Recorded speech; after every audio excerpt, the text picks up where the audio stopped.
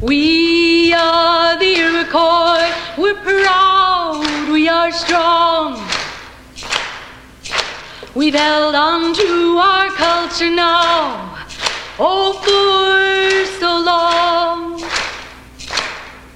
Though times have changed, we remain the same. We listen to our elders, they know the way. We are the Iroquois, we're proud, we are strong. We've held on to our culture now, oh, for so long. Though times have changed, we remain the same. We listen to our elders, they know the way.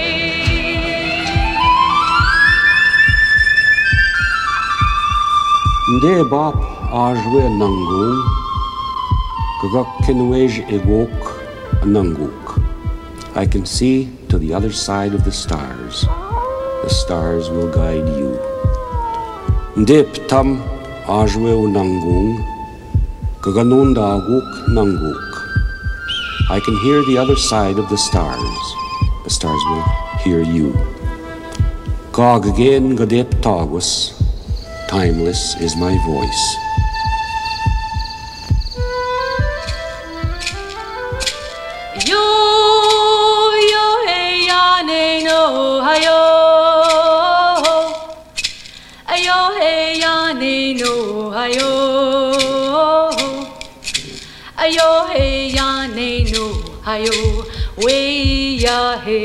And the land is sacred. You don't live off of it like a parasite. You live in it, and it in you, or you don't survive. And that is the only worship of God there is.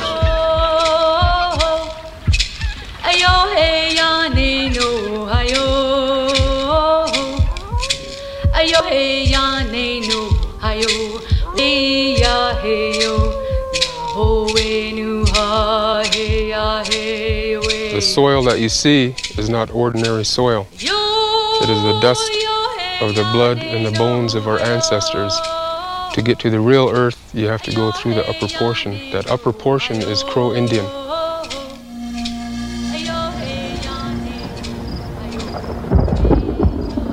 This is the story of a family, of the Great Spirit, of Mother Earth, and her children, of how they became the dispossessed in the war against the Indians.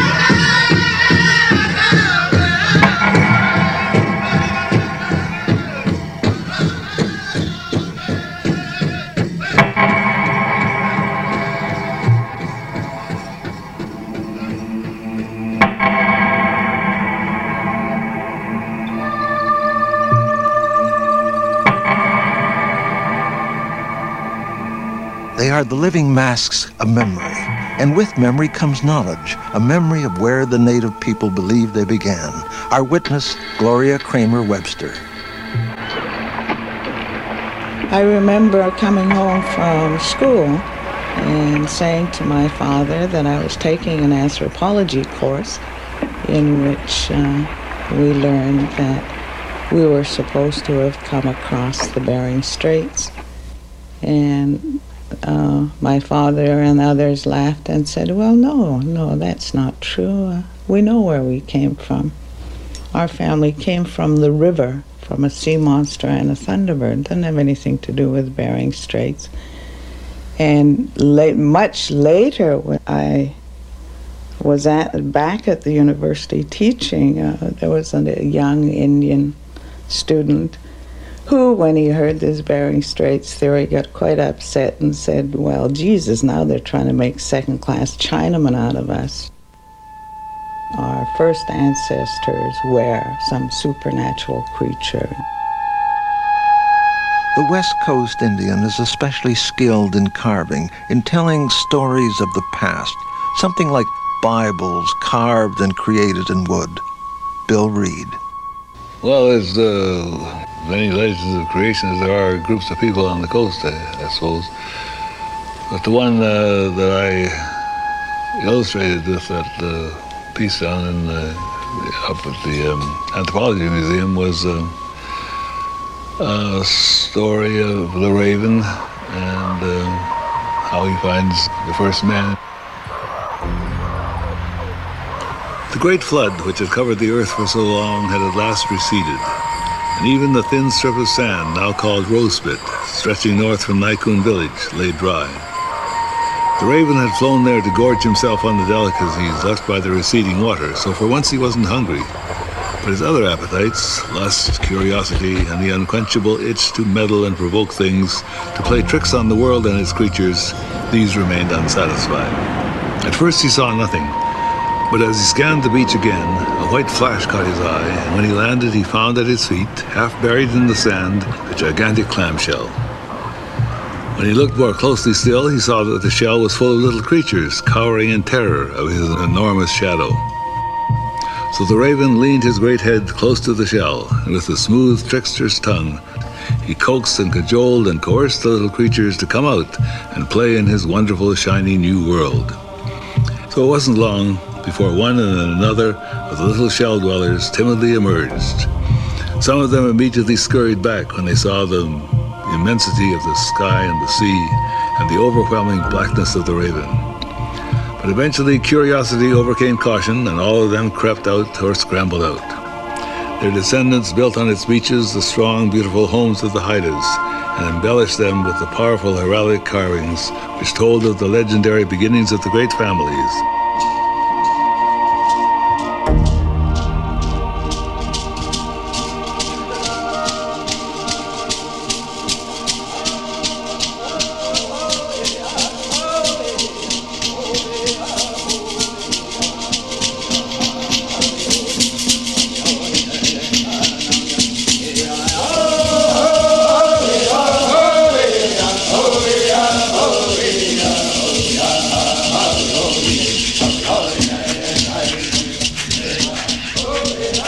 Blackfoot legal scholar Leroy Little Bear.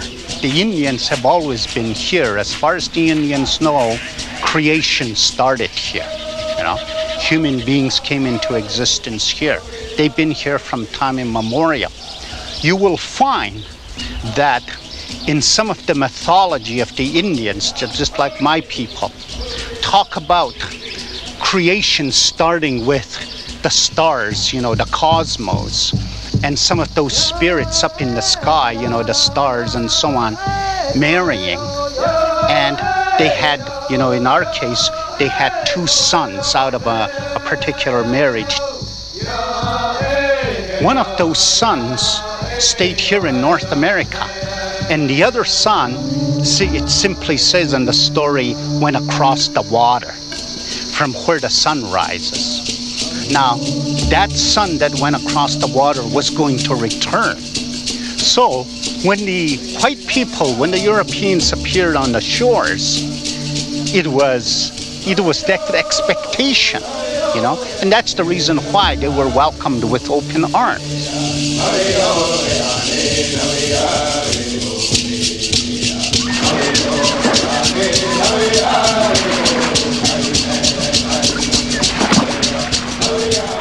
It is, as tides flow, a short time, 500 years since contact was made. Now that story, by the descendants of those who lived it, those who suffered it, in their own voices and at the very locales where it all began. actor Graham Greene. Some legends say that our people, the red people, the four colors of people, the yellow, black, red, and white. The red people were in charge of looking after the earth. They were to be her guardian. The yellow people were in charge of the sea, the waters. The black people were in charge of the air. And the white people were given the gift of fire. And somewhere along the line, it got way out of balance.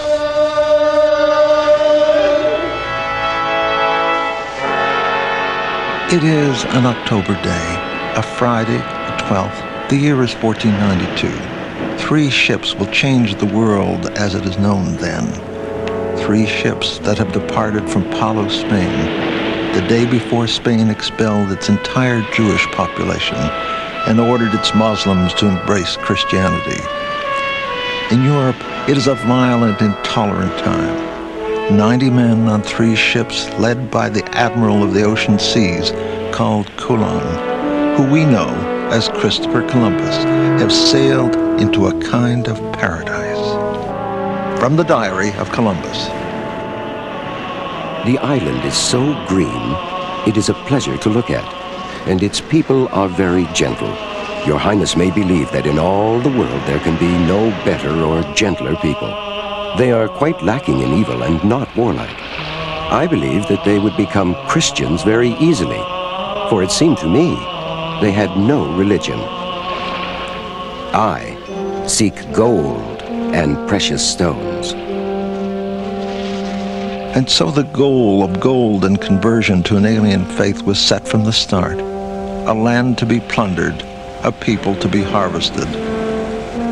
One of the few surviving Carib Indians, Garnet Joseph. Well, frankly, I feel that Columbus, for some people is a hero, doesn't mean anything to the Carib people. Or on the 3rd of December in 1493, Columbus sighted our island, which at that time we call Waitukubuli in the Carib language. And on his first voyage, Columbus came in contact with the Carib people off the island of St. Thomas. And it wasn't friendly contact. And at that time, on that occasion, what Columbus got from our Carib people was a shower of arrows. The day, the event, the man would be glorified. Dalley saw Columbus as a hero of all time. The people Columbus had mistakenly called Indians see something very different. Playwright Tomson Highway. Well, I mean, it's laughable that he discovered us. I mean, we weren't exactly sitting around waiting to be discovered. Columbus was just someone who happened to get lost here on these shores. Truth be known, we found these guys half-starved, washed up on the beach. And, oh, you poor sods, come here, you know. And cured them, and look what happened. When Columbus came over, he acted as if he had discovered people living on the moon, as opposed to the world, and thought we were Martians and, you know, aliens, and therefore should be treated equally as alien entities. Columbus had a hollow heart, says Cherokee artist Jimmie Durham. He was a liar, he was a crook, he was a murderer. He was totally self-delusionary. I think he was basically a monster crazy man. And he certainly didn't discover anything under any terms.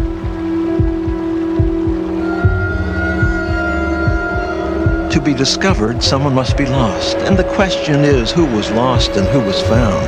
Columbus's voyages were confined to the Caribbean area. He never set foot on or saw the North American continent itself.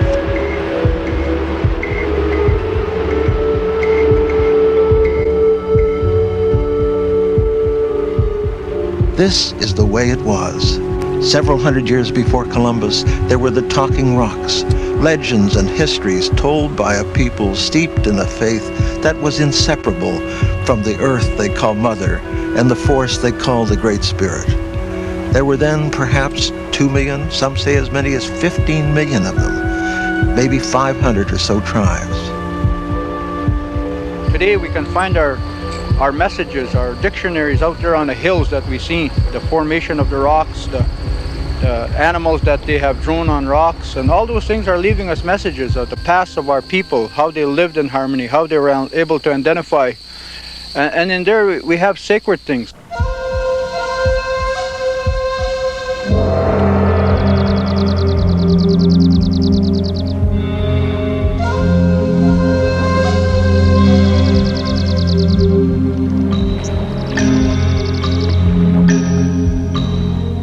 To the north, a separate people, the Inuit, we have called Eskimo, their own saga of their voyage from the past carved in stone, faces of a people and history and art that became the model for the moderns. And this is their dance.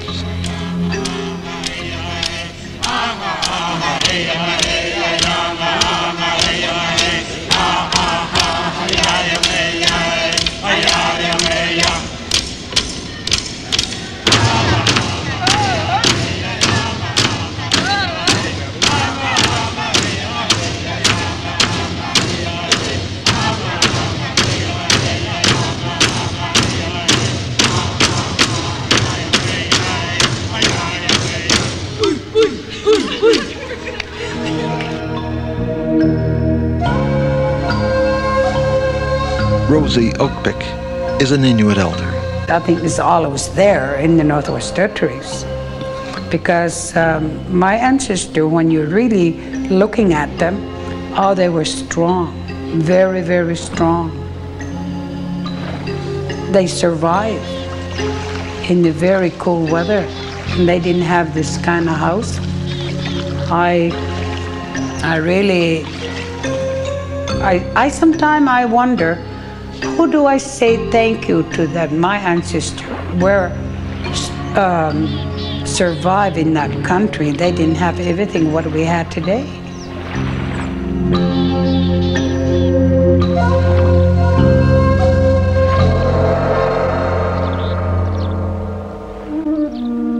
In the south, the Navajo and the Hopi, rich in culture, government, and art. Caves that indicate a civilization before civilization. The Hopi elder, Thomas Banyaka, tells of his people. Well, Hopi means peaceful people. Word Hopi is humble person, truthful. And they live in what is now called Arizona, northeast corner of Arizona, just east of Grand Canyon area. Because the Hopi believe that within that Four Corners area, four states coming together, is a very sacred spiritual center. It's surrounded by four sacred mountains. On top of them are sacred shrines that were built by our ancestors long, long time ago. And those mountains represent to the edges of land in four directions. So actually, Hopi land is all over this Western Hemisphere. We recognize the law of great spirits of law of nature.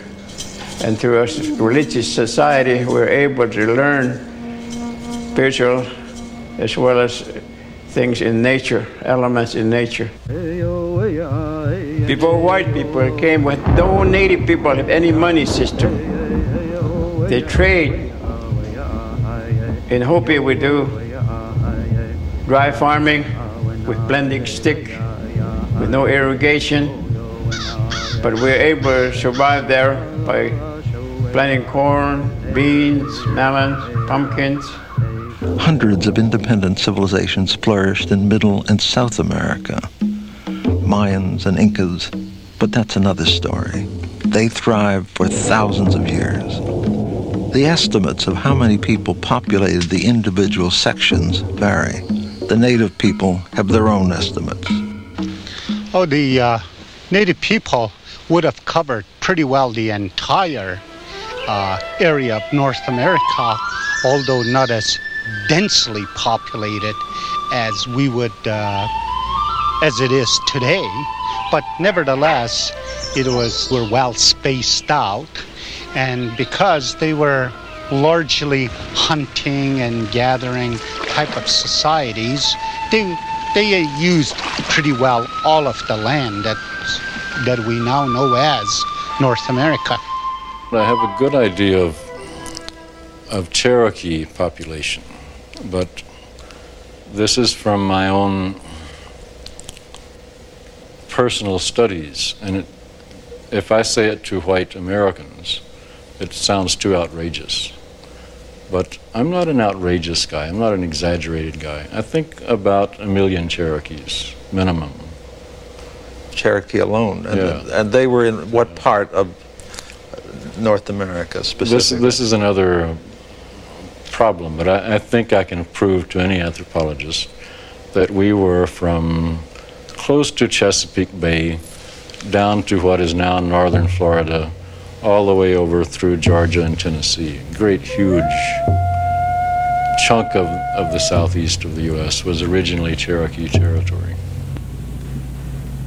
The Indians of the Americas are the world's farmers, much more than any Asian culture or any European culture. That is our genius, I think. In the Northeast, the Wyandot, who were later called Huron, George Siwi is almost the last survivor of his tribe, of the Columbus invasion and those that followed. If we go back to 1492, there would have been very close to 30,000 Hurons, or Wyandot, if you prefer that term, which is more authentic. They are people that had evolved very refined social ways.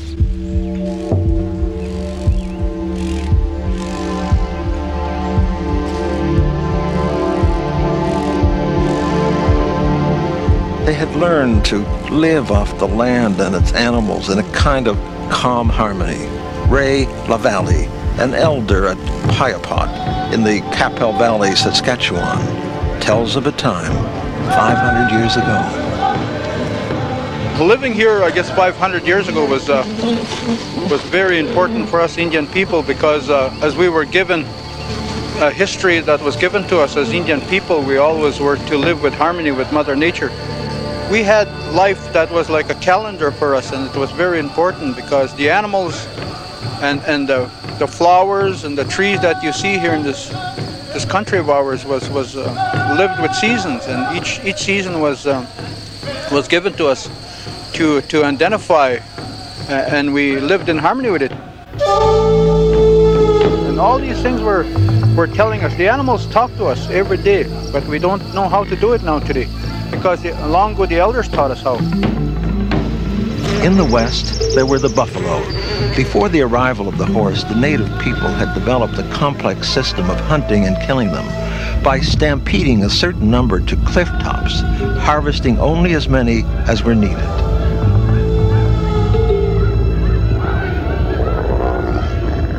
No, toch big. Kijk, ja, ik accepteer op mijn pisca. But I just told you my name is Beaver Boy. I'm a pagan. And what you want to find out is about the buffalo jumps here. What you see right here is the main going over the cliff over here. This hole up here. Down here, you run somewhere in the neighborhood of 500 to 1,000 head of buffalo. They say this buffalo jump was being used about the same time as the pyramids were getting built over on the other side of the world. This is what they claim. So out on the road over here, out on the plains over here, you're going to see somewhere in the neighborhood of 60 million buffalo. Excuse me, you said 60 million? 60 million. Well, that's just in the local area here. You got more than that going right down into Arizona, down, and then right up into the north. So suppose you wanted to cross where the buffalo were. How long would that take you? If you're going to go across country and that buffalo just happened to be going by, then you're going to have to wait three days and 3 nights before just that one herd will pass by. This is what they claim.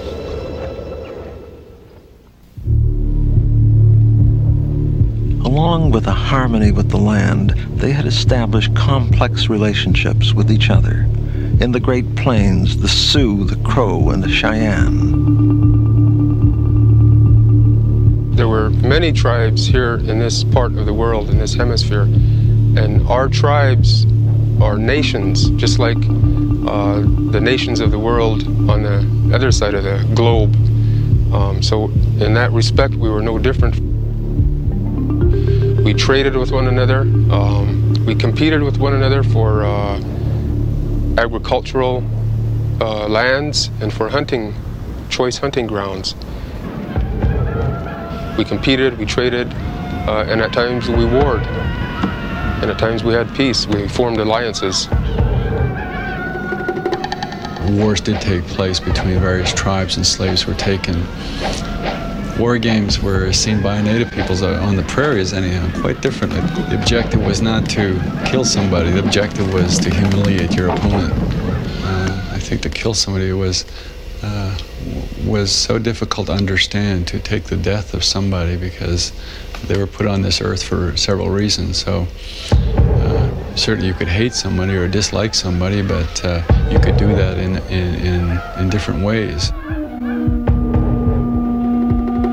Leroy Little Bear, Blackfoot blood, a scholar of the land. The idea of owning the land was one of collective ownership, okay? But there's a little bit more to it than simply saying collective ownership. Because Native people think of all creation as being animate, it means then that these trees were around or have a soul in them, have a spirit. Even the rocks have spirit. In the same way that all animals, for instance, have spirit. And we all, we're simply part of this much larger picture of creation. According to Chief John Snow of the Good Stoney people, who was also a minister, Indian traditions and oral history say that his people were always present in his part of the Great Island, which is the native name for the North American continent. The mountains are very precious, sacred to my people over the years. They have gone there for vision quest, they've gone there for prayer and searching for divine guidance. So the mountains have always been a sacred area, the mountain hot springs. My people went there for healing, and the medicine men would send some of our people there for cleansing and for healing, or for dedication, rededication, and so on. So it's a very special place for us. Some of the trees that have not been desecrated have lived here for at least 800 years. What was it like in those pre-Columbian days? You'd have to think of trees that just never ended. And I guess you'd have to think of a people that were sure of themselves and content in their own way of living. I think you probably would have found a bit of paradise there. It wasn't Eden. The environment easily supported all of the people, and of course one of the densest populations anywhere in North America, Aboriginal North America, was here on this strip of land that runs down the northwest coast of British Columbia, runs down the coast of BC. So this was the land Columbus stumbled on, even though he never touched foot on the American continent. And these were the people he said had no religion, who he said he would harvest the slaves and converts for the Queen that October day in 1492. They would make fine servants, and they are intelligent. I believe they could easily be made Christians, for they appear to have no idols. But Columbus was no better judge of personality than he was navigator. He converted not one Indian, and in the rape and lust that followed from his brother Diego and his men in their empty search for gold, the entire population of Arawak Indians perished, either from having their hands cut off for not producing gold dust, which did not exist, from suicide with cassava poison out of desperation, or disease imported by the exploiting whites. Perhaps 500,000 Indians perished. Some say as many as 6 million died. The people who populated the island, that is Hispaniola, which is at present called Dominican Republic, they were forced to go out to gather whatever gold they could find in the rivers, and they were given a certain quota to come up with at a specified time. And if they were not able to do that, their hands were chopped off. So they were forced to go out to give their time, forget their survival, and go together whatever it is that could be found on the island for the Spanish people at that time. The population was wiped out very fast. In Dominican Republic or in Hispaniola, within 50 years, the population was almost completely wiped out. And they were hanged. They were hanged in numbers of 13 in honor of the 12 disciples and Jesus Christ. And they were burnt with green wood so that the Spanish people could enjoy their Christ longer. It is October 1500. After his final voyage, because of charges of mismanagement and the lack of gold, but not because of the killing of the native people, Columbus returns to Spain disgraced in chains. These were the words of Tennyson. Chains for the admiral of the ocean, chains for him who gave a new heaven, a new earth, chains for him who pushed his prows into the setting sun and made the west east and sailed the dragon's mouth and came upon the mountains of the world and saw the rivers roll from paradise. A great native nation vanished, the land ransacked of its wealth. It is only 8 years after the admiral has arrived to a friendly native embrace, and the age of exploration had only just begun. The brave new world seems hardly brave in the war against the Indians. It's not so much a paradise found and lost as a paradise stumbled on, a paradise perverted, a paradise almost destroyed.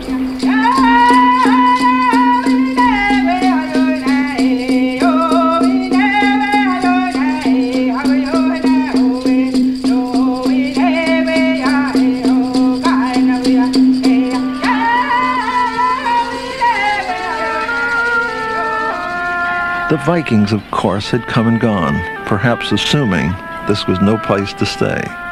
The challenge of Columbus is soon met by others, sailing for other monarchs, but always with the same goal: gold. Giovanni Caboto, a naturalized Venetian, using the anglicized version of his name, John Cabot, sails for King Henry VII of England. He will arrive at either Newfoundland, Cape Breton, or Maine. From a third voyage, he did not return. Like most explorers, he will die disappointed. A friend said of him, "He found new lands nowhere but on the very bottom of the sea." John Fernandez, a Labrador or small landowner, will find his way to Labrador for Portugal. Gaspar Correal names Terra Verde or Newfoundland in 1500.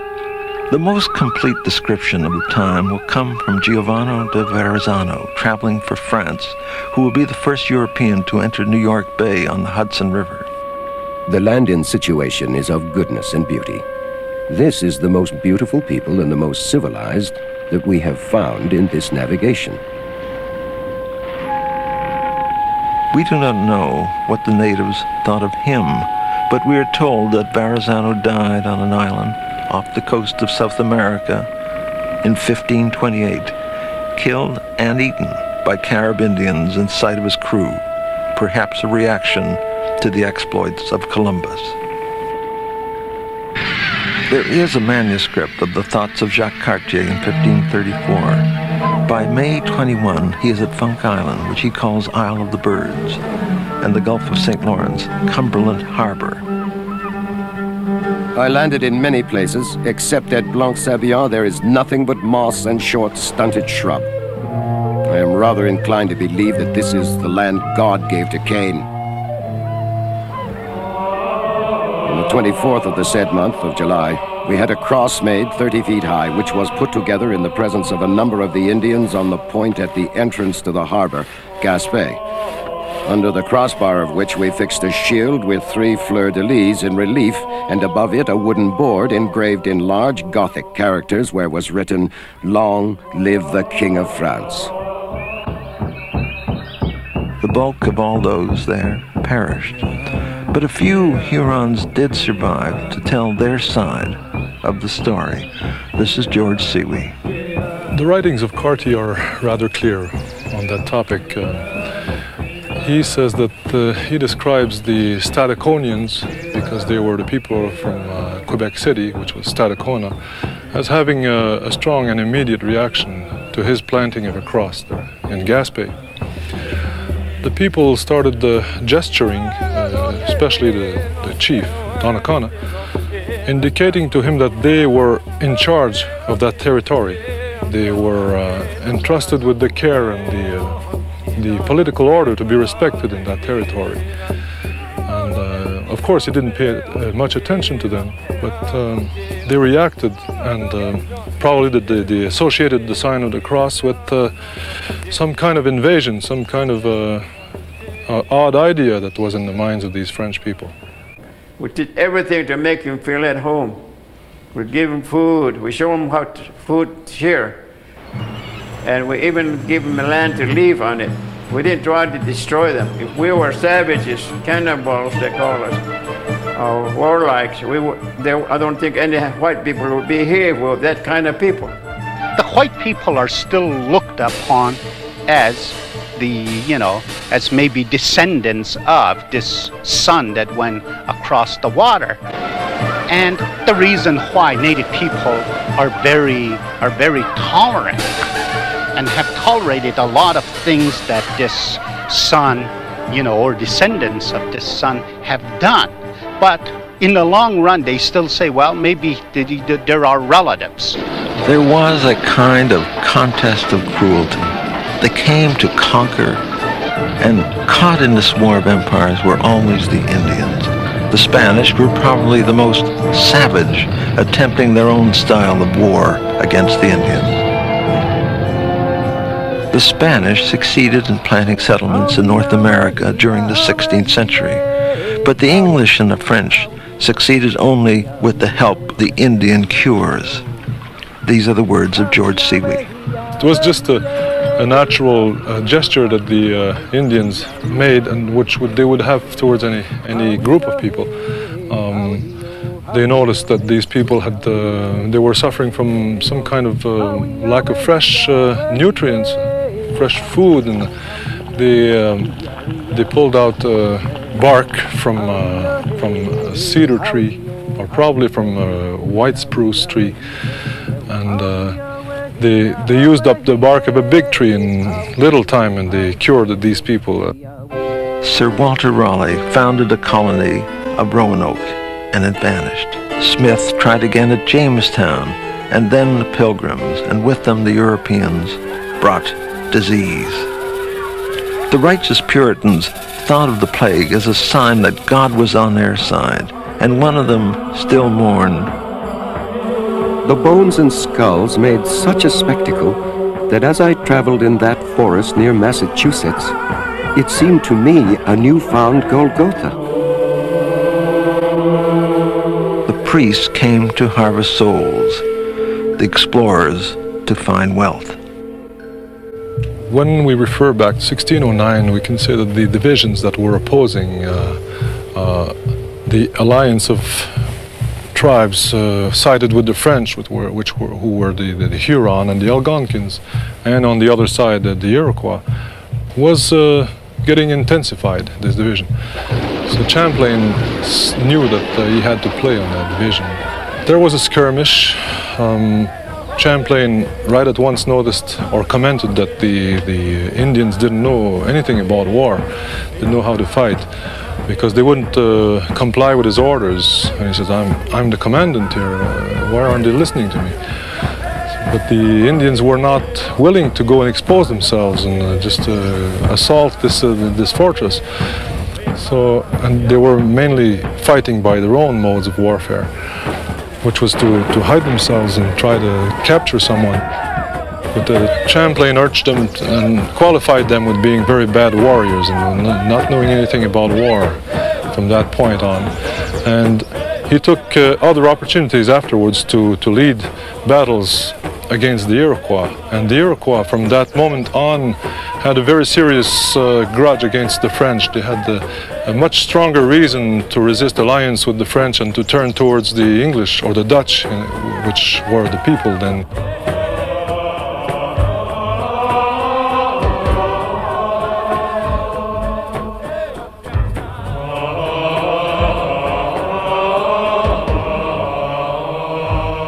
We know that the diseases started striking almost at the same instant that the Jesuits came back in force in 1634.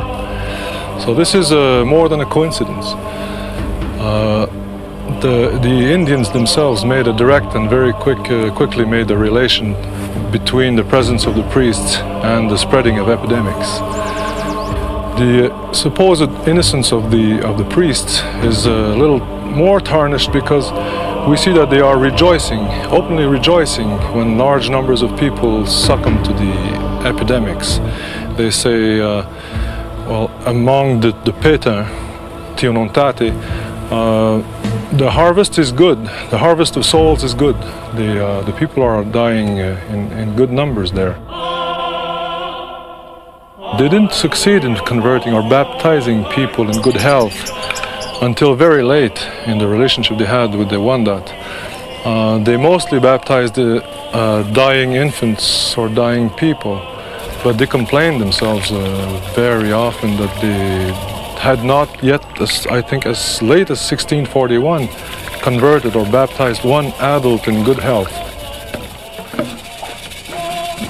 The holy passion for conversion would lead the Black Robes, as they were called, to face any danger as they headed inland to build a frozen paradise in the distant woods.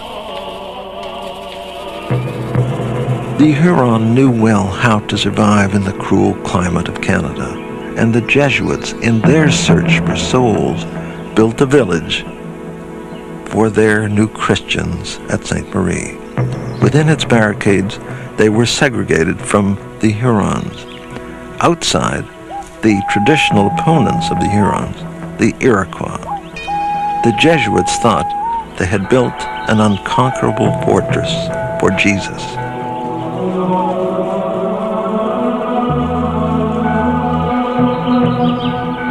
When you're in this place, it's so peaceful now. Yes. What do you feel when you see this graveyard here? You know, I actually feel that these people are listening to me. That's what I really feel. They're hearing me, and they have something that they want me to say. This is important for me to be here. These are all Huron graves for the most part. They are. For the most part, they say 21 people, so this would account for most of them, yeah. So when they talk here about the martyrs, they're talking about, of course, the Jesuits. Yes. There's almost no talk of what happened to the native people here. That's correct, Harry. You hardly ever mention them, just like they hadn't been as human as the other people. The Iroquois that came here finally in 1649 to destroy this place, they were mainly composed of Wendat traditionalists who had fled to the Iroquois or had been incorporated somehow by force, but more by their own will with the Iroquois, and were teaching the Iroquois to beware of what had happened, and that the same design was in the minds of the missionaries for the Iroquois also. The people that have actually committed the murders, if we want to call them murders, against those priests were what the priests have termed Huron renegades. That means people who had suffered the loss of their country here, that had found some salvation among the Iroquois, who were the pagans in the last analysis, in the Indians, in the Jesuits' words, and had urged their adopters to come in and destroy, because they, coming from here, they knew that the same destruction was heading out for Iroquois, the Iroquois country. So they didn't really torture these priests in any honorable way in the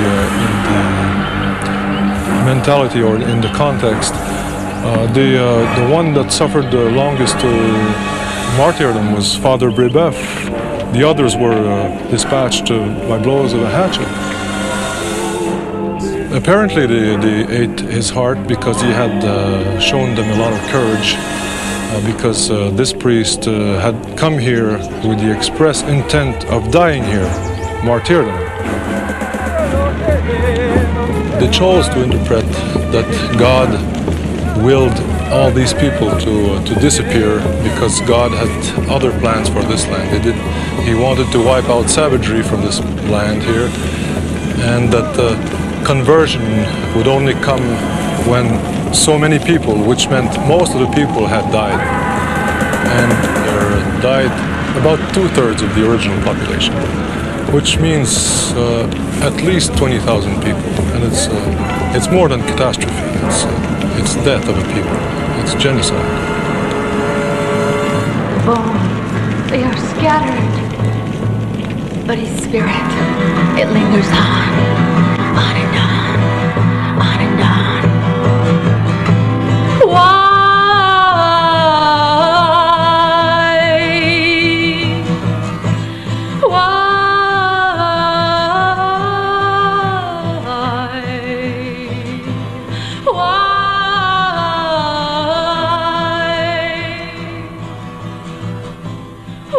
And so a great nation, the Hurons, perished.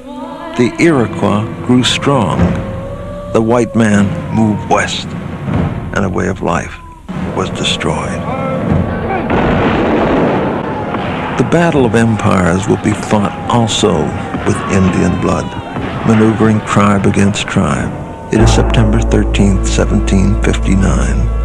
2 champions will die on the plains of Abraham, creating 3 solitudes. The fur traders and settlers head west, assuming it to be, of course, empty space. The living Indian culture is ignored or destroyed. Progress is a kind of punishment for guiding hands. It was convenient to think of all Indians as savages, and thus progress, European style, was of course an advantage. The settlers working their way west simply ignored the tribes if they could. If you were going to a land, a beautiful land, and try to take that, you would have to condemn the culture there, the language, everything they did, because we're superior and we'll replant that and do away with the savages and make almost a utopia there, you know. When possible, they used native skills once they had taken their lands in the east. And this was the case of Phil Fontaine's family. He's the Grand Chief of the Assembly of Manitoba Chiefs. They had moved westward with the trade. They were the canoe. They were the paddlers. They were the, they did the work. And so anyone that moved out here moved pretty well in the same way. If they didn't come with the church, they came with the fur trade. This area was noted for its prime stands of birch. So it is a place where our people and others would congregate to repair their canoes or build new canoes. And during the height of the fur trade, of course, a good place for, because it is a departure point for pemmican, the pemmican supplies that moved out, see, with the traders and the Indians that worked on the fur trade. There's fierce competition in our area between the Norwest Company, the Hudson's Bay, and the free traders, and the churches.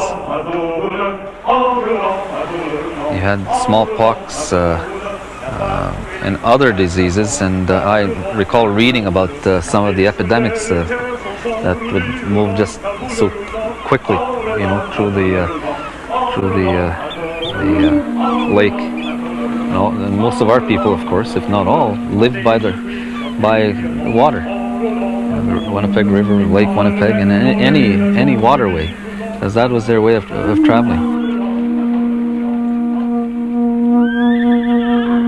The settlers brought with them the animals that could change the ways of the Plains Indians. Caught in Paint by Gerald McMaster, a Cree. When people think of Indians, they think of horses. It seems to be just a part of... Immediately, yes. Yeah. We call them Mistatim, or big dog. And I felt that when I was thinking about the term Mistatim, as you know, or at least archaeologists inform us that they have actually found skeletons of an animal the size of a dog, you know, with cloven hooves, or a hoof, not cloven hoof, but rather a hoof, which existed in prehistoric times. And I think that they felt that the horse obviously disappeared, but you know, whether or not it actually went back towards Europe that way through the Bering Strait, it's unknown. But anyhow, there was an indication by archaeologists that a horse existed. So in fact, that the horse may have existed here, and could be an old term from way back then, but so you have this return of the horse, return of the big dog, and it completely changed the lifestyle of my ancestors overnight. And the Sioux Indian is the most popular Indian in all the world. And so that was the image that I saw, and primarily it was they that wore this peculiar looking headdress with feathers arranged in the circle, and they wore it on their head. And there are numerous native tribes around Canada and the United States that have adopted this feathered headdress format, maybe not out of eagle feathers, but out of feathers. There is a hierarchy of birds, and the eagle represents the highest on this hierarchy, and that because the eagle flies the highest, the eagle then in turn represents being the closest to the Great Spirit, or to the spiritual realm. And so that's why it becomes important, because it's believed that an eagle also is a messenger and carries your thoughts and that, and prayers.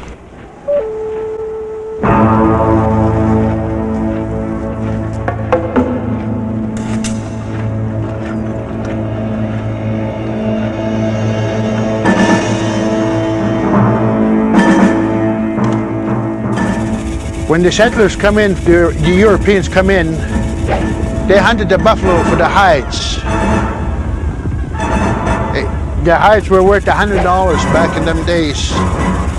And they were selling them down east to factories where they use them for belt drives, according to what they were telling me. There were so many buffalo that there was just like a sports, where the white people hunt them for game. Some took the heads for trophies, but most of it, the meat was wasted out on the land.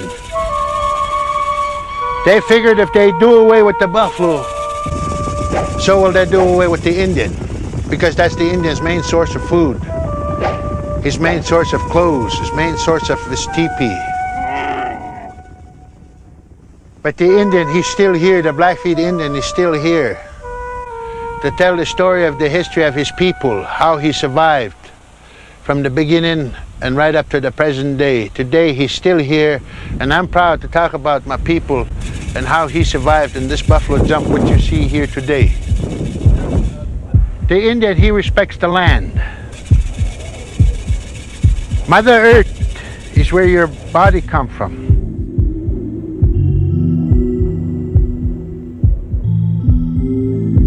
The great Rocky Mountains becomes a barrier for the Western Trek.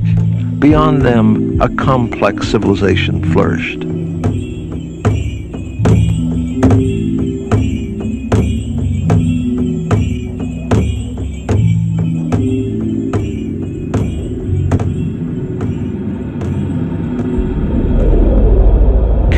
James Cook, an English naval officer and explorer, lands on Vancouver Island in 1778.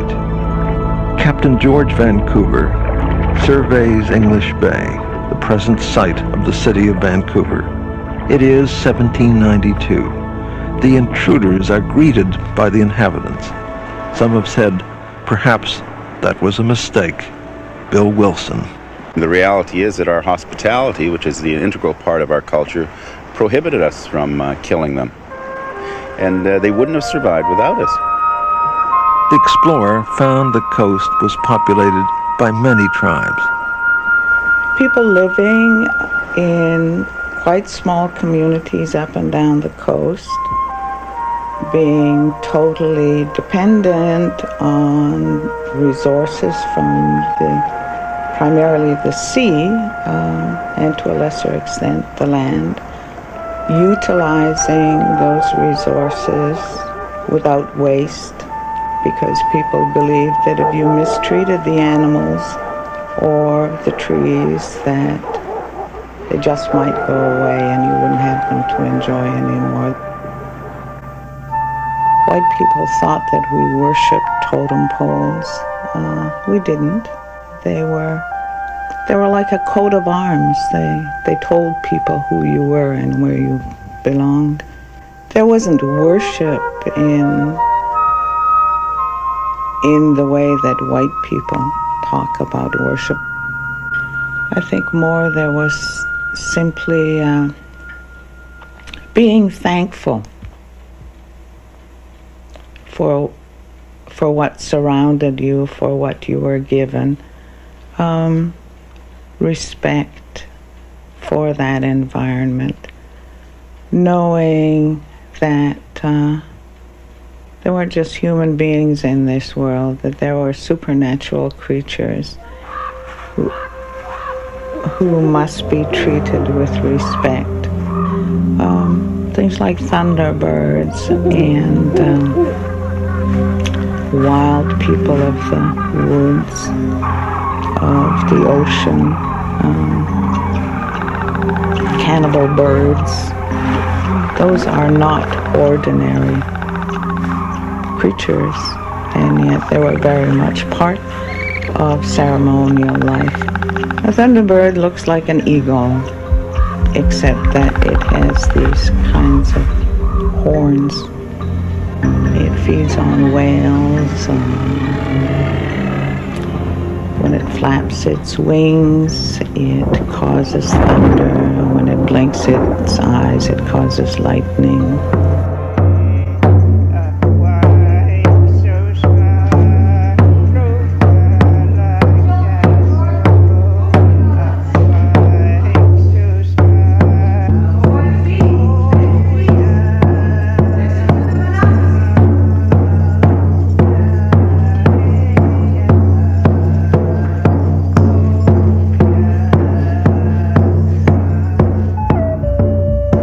Missionary made his target the unique ceremony of potlatch. The word potlatch is from trade jargon that was used in the early days on this coast, called Chinook, and it means to give.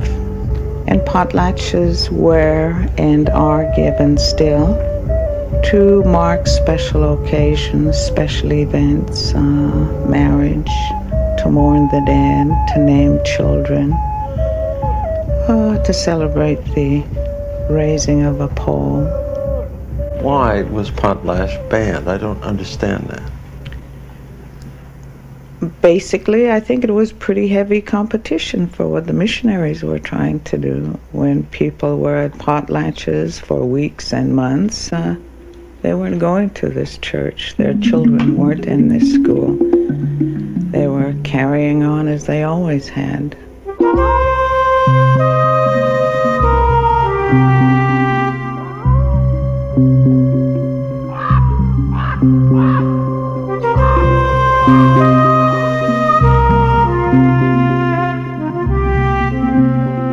The potlatch wasn't a ceremonial institution, nor was it a religious institution.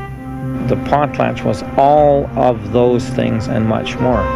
So you could call it a kind of total social phenomenon. We had such a strong culture, and we had such a strong religion that they sought the need from government and other people to outlaw the potlatch. And they actively outlawed the potlatch in the manner that you might say to a Jewish person, you can't go to the synagogue, I'm sorry, or to a Catholic person, you cannot have Mass. That's what they did to us.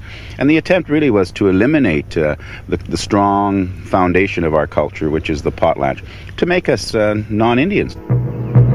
I would think there had to be 500,000 or 1 million people here. Now, think about that. That's half the population of the province of British Columbia, most of which was simply eliminated by diseases. Brought on by the white man, of course. Yeah. The common cold apparently killed as many people as smallpox did. Think about that. The common cold, because there were no defenses to it. Absolutely no resistance to those kind of things. But clearly things like measles and smallpox and tuberculosis killed thousands and thousands of people. Those diseases we had no immunity to.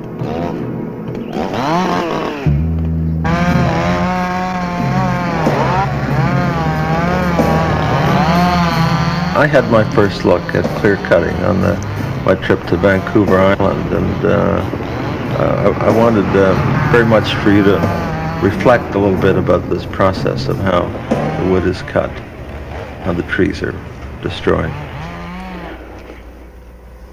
It's very upsetting, especially here. Clear-cut logging has destroyed any kind of grounds for people to think that in fact they live in one of the most beautiful places in the world. That's destroyed. You can't pretend that anymore. And people, of course, in the past had language constructed, ideology constructed, philosophy constructed to support their boastfulness about their home. People felt good about being from this area. People felt good about the fact that there were whales everywhere splashing on beaches, and we have songs that talk about that. There was no physical genocide that's practiced in Canada, as far as I know, in the Western Canada. But they had much more subtle means of destroying the people, and it was as though an invading army came into Vancouver or Toronto or someplace like that and said, you have to give up your churches, which wouldn't be a big thing these days, but would be before, and stop living as an extended family and build individual houses for nuclear family use, and burn all your books and never speak your language again, and every convention by which you governed your life would be forbidden to you, and you had to start in all over again.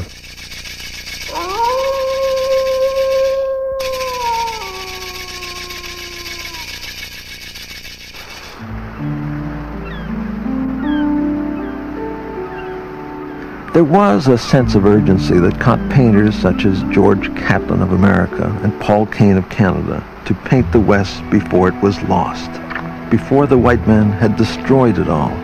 In contrast to the explorers who talked of the Aborigines as savages, Catlin saw them as a people deprived of their freedom through the expansion of the so-called European civilization. He crusaded for them and spoke of them lovingly. I love a people who have always made me welcome to the best they had, who are honest without laws, who have no jails and no poorhouse, never take the name of God in vain, who worship God without a Bible, and I believe that God loves them also, who are free from religious animosities, who have never raised a hand against me or stolen my property, where there was no law to punish either, who never fought a battle with white men except on their own ground. And how I love a people who don't live for the love of money. Also, by the middle of the 19th century, the photographer was beginning to record the Indian. For so many in the East, the West became real. There were conflicting cultures, a clash of cultures. The paintings of the day depicted the settler as noble and his adventure as God-blessed.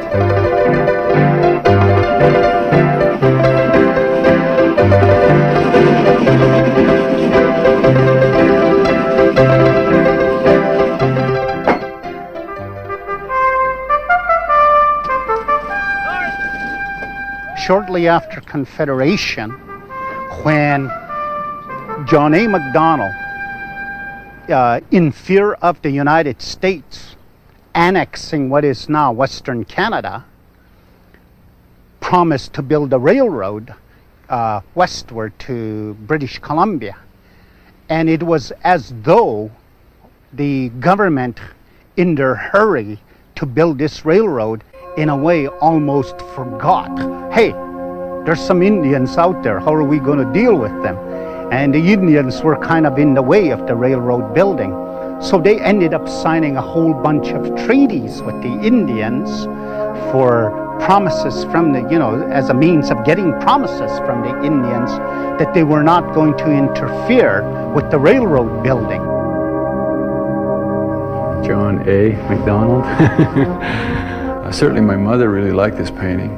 For her, I thought that it represented that a period of time which she had to live through, a very difficult period when most of her life was in fact within that period where religion and culture was denied, and so she had to seek alternative lifestyle, and she had to look for jobs and couldn't maintain that traditional lifestyle. But I think she saw me as an opportunity of somebody saying something, being very direct and talking about a position Native people are in and have been in for 100 or 125 years, really. That he didn't understand us, and neither did we understand him. Some Indian chiefs, such as Tecumseh, warned, "Where today are the Pequots? Where the Narrangasets, the Mohawks, the Pocanets, and many other once powerful tribes of our people? They have vanished before the avarice and oppression of the white man as a snow before a summer sun." Our civilization is destroyed, or is seriously wounded, and our resistance continues at the same time. We say those things in the fact of being alive. The Indian became game like animals for the new breed of cowboy. Now, instead of them being the hunters, a lot of them became the hunted, particularly in the States. They had a hard time.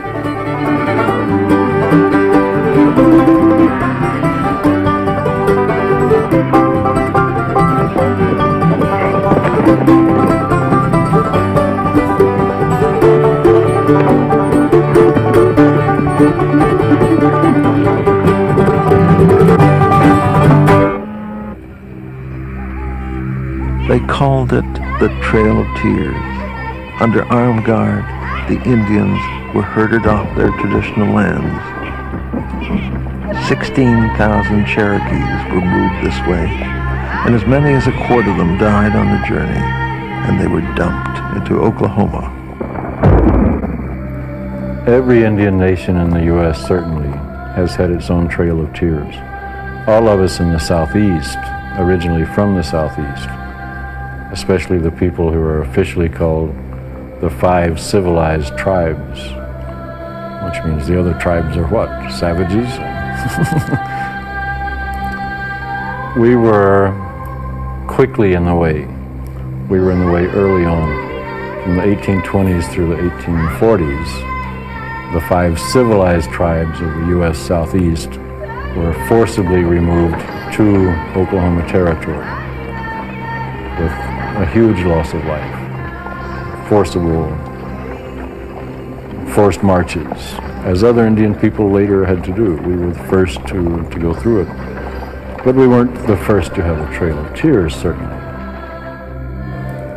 Beginning about 1600, every 10 years, we lost half of our population. All Indians on the East Coast. Every 10 years, you lose half of your population. For 300 years. And finally you wind up with not even 98% of your original population. And what that does to you culturally, you don't really recognize. If Canada today lost 98% of its population, or half of its population, or a third of its population, it means losing half of your doctors, half of your teachers, half of your scientists, half of your children. It means a cultural loss, not just a physical loss.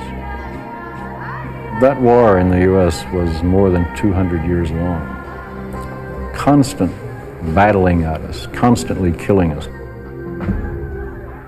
Some Indian bands were able to fight against overpowering odds of superior gunpowder.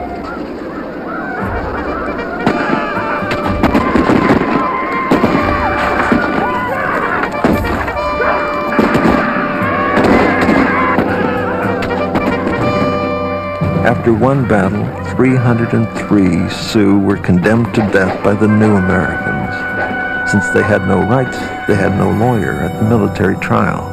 Abraham Lincoln himself intervenes. He reduces the number to be hanged to 38. It is the day after Christmas. In the moon when the deer shed their horns, 38 are hung. One of those who had saved a white woman's life during the raid. So the great emancipator actually gives the order to America's greatest mass execution.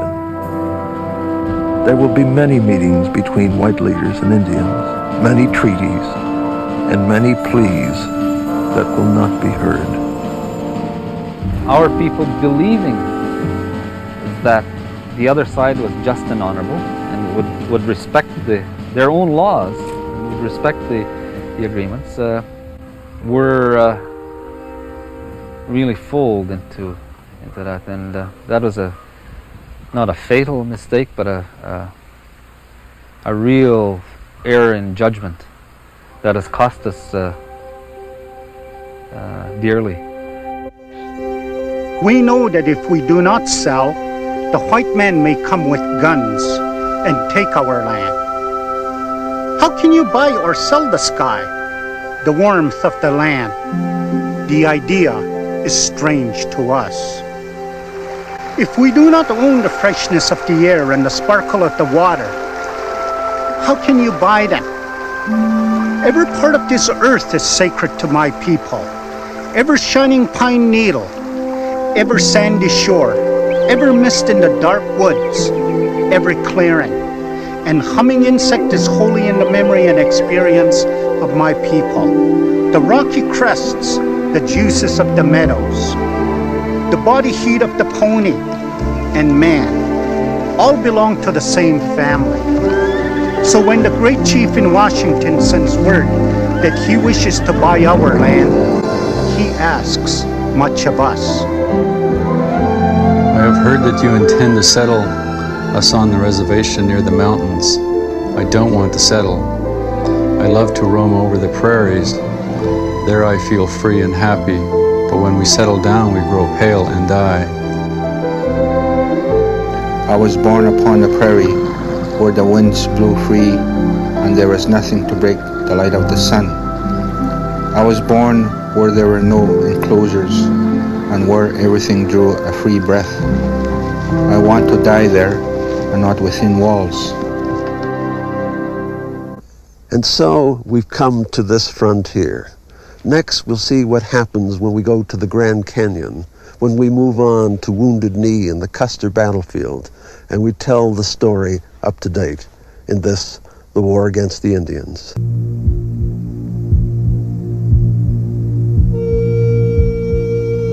Navajos in their religious saying that they consider that the earth is their mother and the sun is the father. See, the sun sense powerful energy from the sun, and it hits them.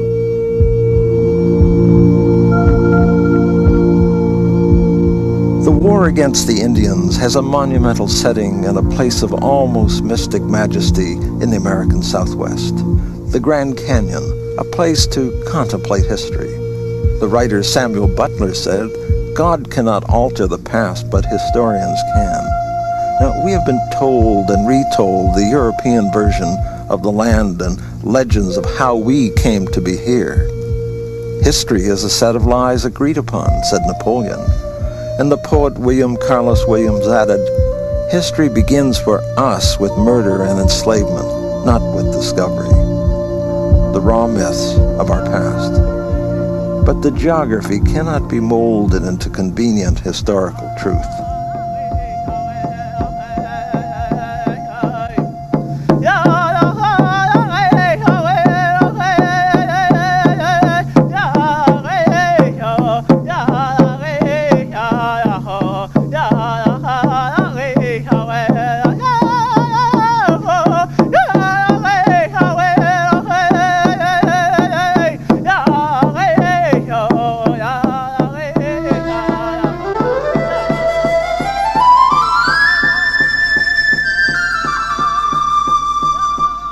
The caves are still there, parched by the sun, a permanent record. There have been people living here since before time was recorded. Philosopher and artist Carl Gorman. In Navajos call them Anasaza. Anasaza is a Navajo word. Ana means stranger. Zazi, Zazi, Saza. That means strange relatives. Anasaza.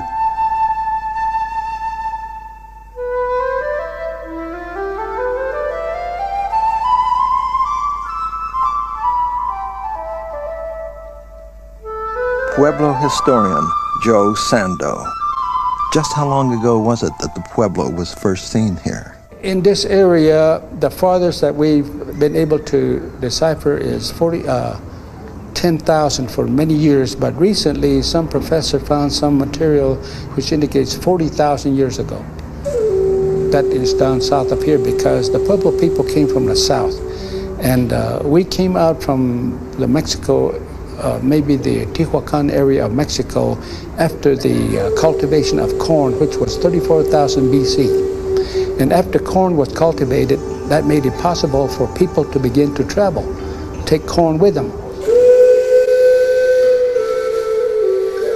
The cliff dwellers left their caves, an ancient version of solar heating, and moved to villages. Why? A mystery. It was about the time of the arrival of the Spaniards, the conquistadors. Governor Herman Agoya in his village of San Juan. About 500 years ago, you would have seen two-story homes, maybe 200 to 300 people here, and you would have seen my ancestors living a very simple life. You know, earning or surviving through farming and hunting and celebrating life through their ceremonies.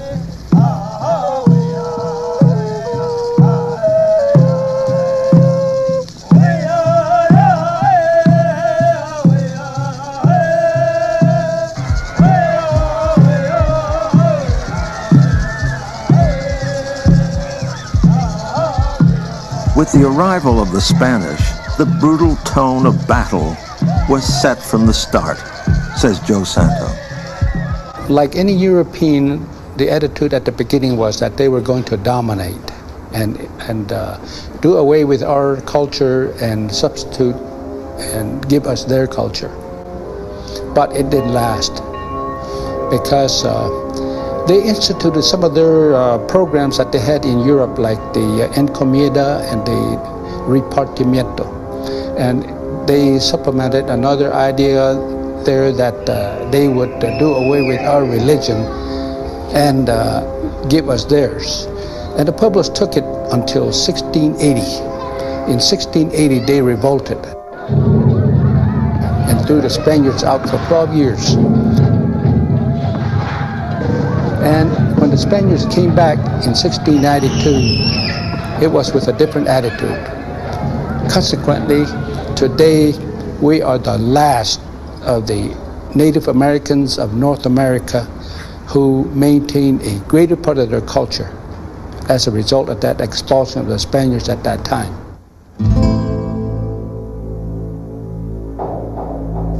And how did the Navajo get along with the Spanish? they used to call them Hispanic, and they were really friendful.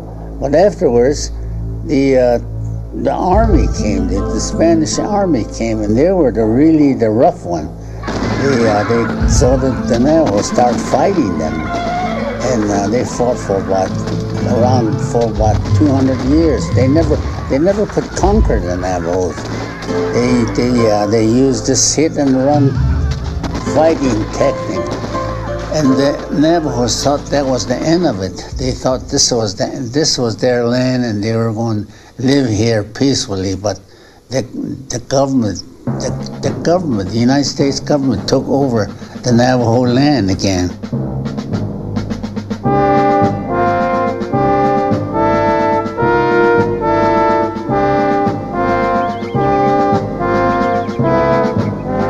The United States government calls it Manifest Destiny. It is the spring of 1862, 370 years after Columbus, a period of almost continuous war. The American government sends in General James Carleton with stars on his shoulder to command the Bluecoats, the California column. He has a great passion for their land, and like Columbus, for its gold. These are Carleton's words.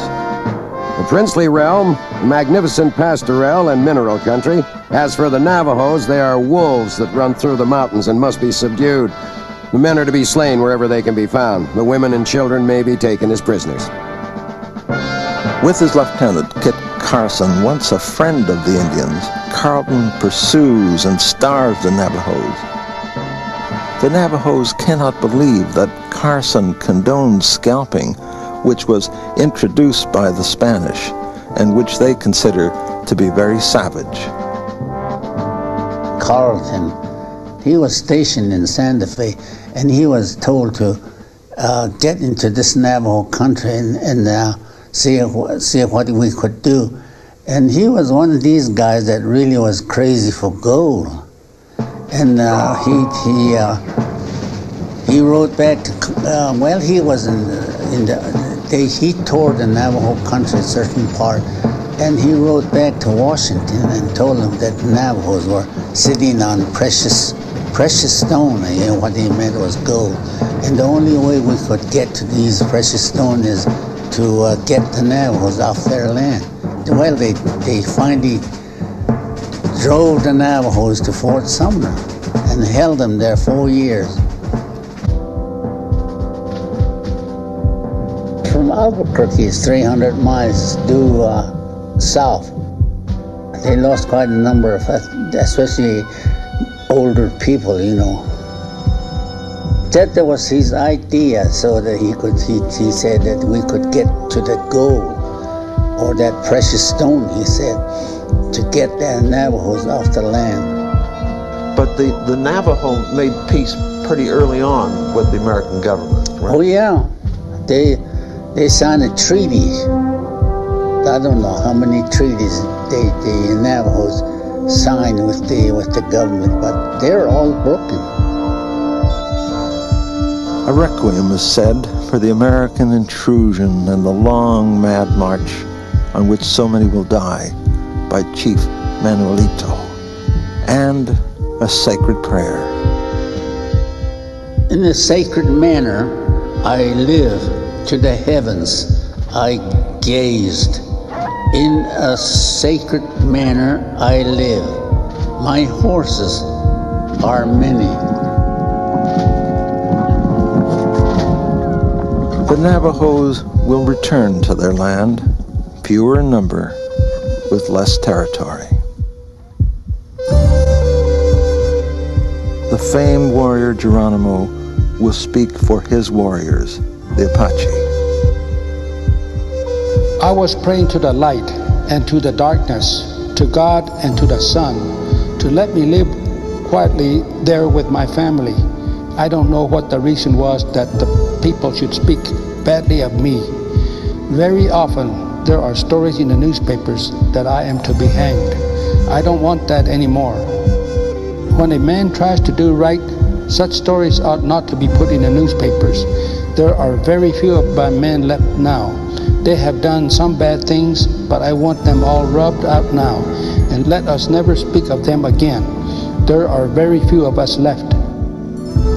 When I was young, I walked all over this country, east and west, and saw no other people than the Apaches. After many summers, I walked again and found another race of people had come to take it. How is it? Why is it that the Apaches wait to die? That they carry their lives on their fingernails? They roam over the hills and plains and want the heavens to fall on them. The Apaches were once a great nation. There are now but few, and because of this, they want to die and so carry their lives on their fingernails. Geronimo will die a prisoner of war, and the battle was not yet over for others and elsewhere on the great island of North America.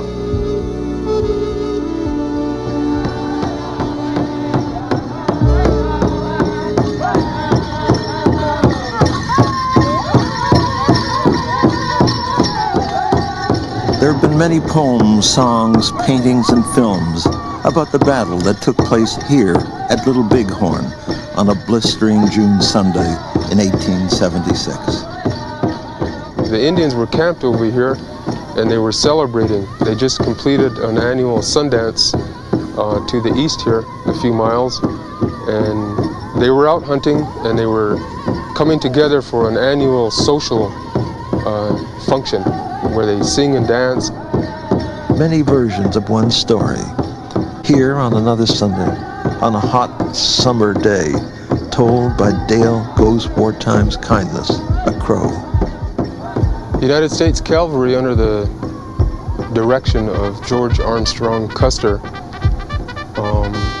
came over here and attacked a peaceful village of Sioux, Arapahoes, and Cheyennes. Basically, that's what happened in 1876 on that day. But the events leading up to it are controversial in many respects because of what different authors and so-called historians have analyzed as the results leading up to that assault on the Indians by the U.S. Cavalry. Gold was discovered in the Black Hills, the sacred land of the Dakota people, and that was one of the driving forces behind the events that led up to the attack on the Indians in 1876. The Sioux resisted the government's attempts to take away the Black Hills because of the discovery of gold. They resisted orders and demands to get off of their ancestral homelands and to change their way of life.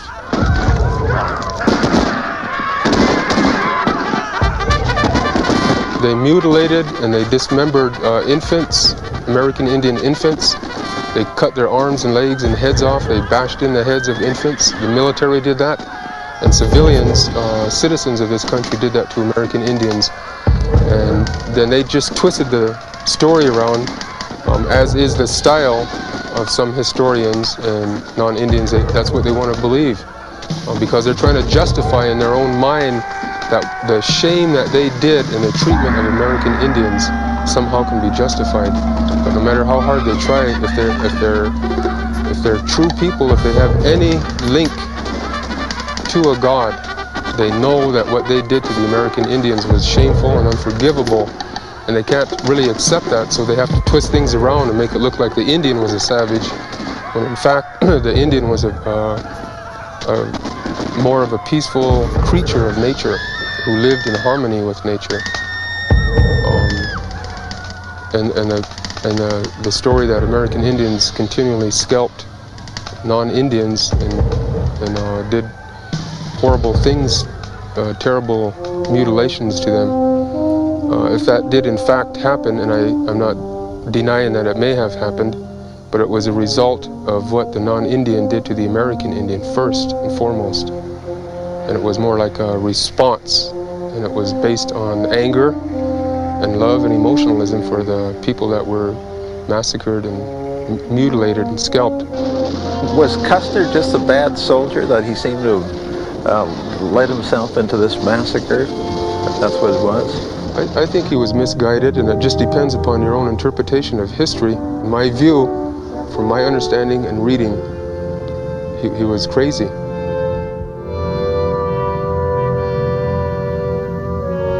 The soil you see here is not ordinary soil. The top of the earth is Crow Indian. It's the dust of the bones and the blood of our ancestors. To get to the real earth, you have to go through the upper portion. The upper portion is Crow. And that was said by Curly, Crow Indian. The cry for vengeance for the decisive defeat of the U.S. cavalry was spread. It is a stunning, if temporary, victory for the native people. Of the leaders in battle that day at the Little Bighorn, Crazy Horse will become the stuff of legend. Even though trapped and dead at 35, his image blasted in rock in the sacred, stolen Black Hills, not far from the place of presidents at Mount Rushmore. Sitting Bull will seek temporary refuge in Canada, the land of the grandmother, Queen Victoria, before surrendering in the United States. Custer will become the controversial subject of investigations, books, films, and artists like Gerald McMaster. It was reported following the Little Bighorn that Custer's hat size was unusually large. Custer, I think, represented a number of things in two Native peoples about Western society. Ego. It also represented the police state. It represented in movies, as I mentioned, when Indians get unruly, you always have the cavalry coming to the rescue to save the day. It also signified this cowboy and Indian image. It was us against them. Because the government's policy in the States, which was not unlike what it was the case here in Canada, they wanted to move the Indians onto the reservation so that they would be out of the way, which would give freedom to the Europeans, to the government to expand westward.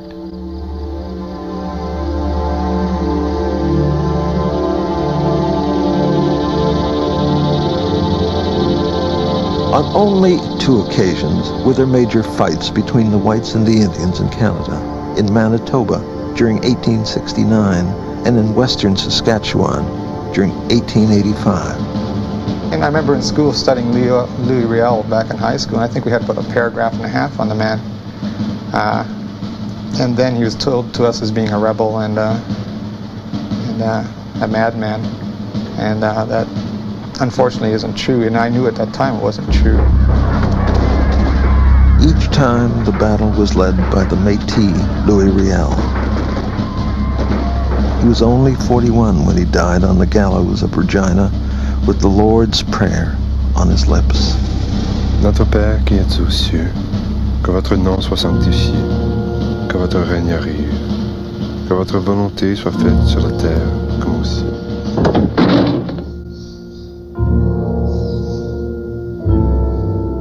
Just after Christmas in the year 1890, an era ended here at Wounded Knee in South Dakota, and stark grave markers under a lonely flag of truce are silent reminders of a terrible battle recalled by Dwayne Brewer. 100 years ago, Chief Bigfoot and his band of followers were coming to the Pine Ridge Agency. They were intercepted by the 7th Cavalry, escorted to this site. Of course, Bigfoot was coming in with under the flag of surrender, and they were asked to give up their weapons. Many of them did, but a shot was fired, and the cavalry began to open up on Bigfoot and his followers. Bigfoot was killed. Of course, Bigfoot was very sick and had pneumonia, and didn't resist at all, but he was still killed. Troops opened up on the people, and the Indians, of course, his followers began to have hand-to-hand battles with some of the troops, and of course they had the Hotchkiss and guns up on top of the hill up here, and they began to open up on the people. A lot of the Bigfoot's people ran down into a ravine over here. Many of them didn't get that far. They were shot by the Hotchkiss and guns. There are stories out that the 7th Cavalry was getting revenge for the Custer battle. We know it today as a massacre. Soldiers ever punished for committing this crime? Never punished. They were awarded medals for what they done here. You know, massacred 187 people. It's 100 years ago. Now, this was, I think, the last Indian War? The last Indian War. A world ended that day at Wounded Knee. They don't know what they've taken. Well, his dignity is gone. The bones, they are scattered, but his spirit, it lingers on. There was no hope on earth, and God seemed to have forgotten us. Some said they saw the Son of God. Others did not see him. If he had come, he would do some great things as he had done before. We doubted it because we had seen neither him nor his works. The people did not know. They did not care. They snatched at the hope. They screamed like crazy men to him for mercy. They caught at the promise they heard he had made. The white men were frightened and called for soldiers. We had begged for life, and the white men thought we wanted theirs. We heard that soldiers were coming. We did not fear. We hoped that we could tell them our troubles and get help. A white man said the soldiers meant to kill us. We did not believe it, but some were frightened and ran away to the Badlands by Red Cloud. Why? Tell me why.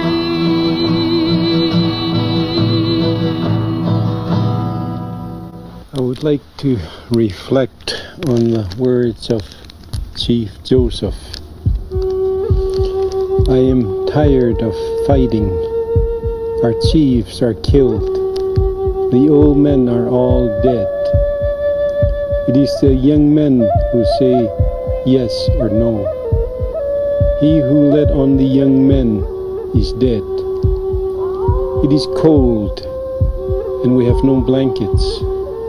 The little children are freezing to death. My people, some of them, have run away to the hills and have no blankets, no food. No one knows where they are, perhaps freezing to death. I want to have time to look for my children and see how many of them I can find. Maybe I shall find them among the dead. Hear me, my chiefs. I am tired. My heart is sick and sad. From where the sun now stands, I will fight no more forever.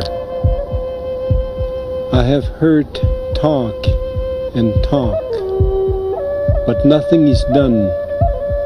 Good words do not last long unless they amount to something.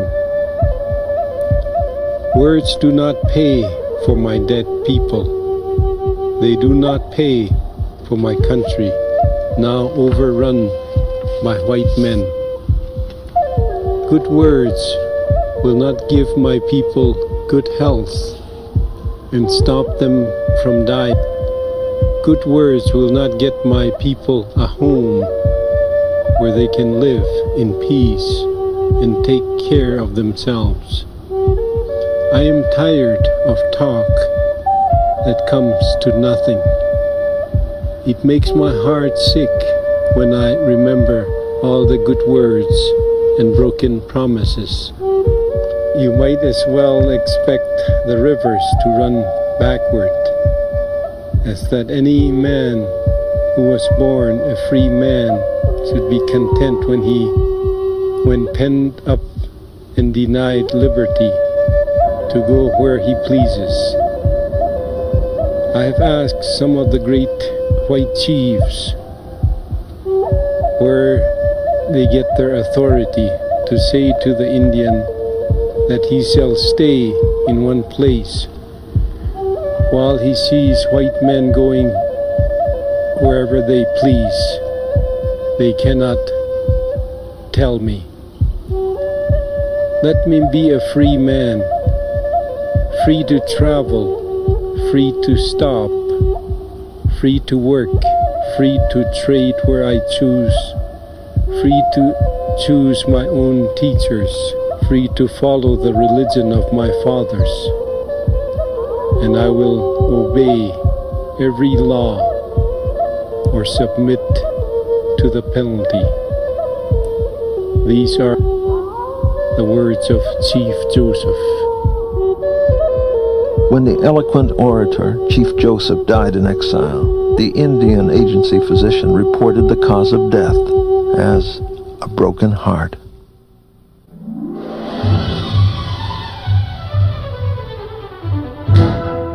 The 20th century will introduce the cigar store Indian.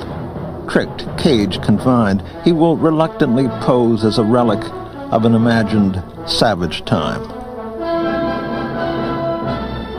The chief keeper of the display Indian is an entrepreneur called Buffalo Bill.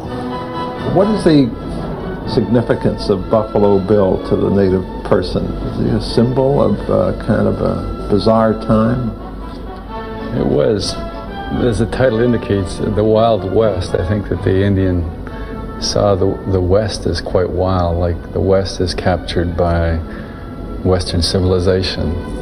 And whereas Western civilization saw the Indian as quite wild, and again, as indicated in the terminology, and he was wild, the wild savage, and so they each was looking at each other as quite wild. And in this particular one, I was looking at Buffalo Bill, and in just that name, Buffalo Bill, who had co-opted this idea that he was in fact the person that represented Hollywood at its earliest, so that he would relate to his non-native audience. The man, and of course, I think we're all quite familiar with the Buffalo Bill and the Wild West shows. And in them, he hired a lot of native peoples to work with him, primarily Sioux. And as I understand it, the famous leader, shaman, elder, Tatanka Eotanka was also in the show. Tatanka Eotanka is Lakota for Sitting Bull. It sort of further put nails in the coffins of Indian culture by displaying native peoples this way.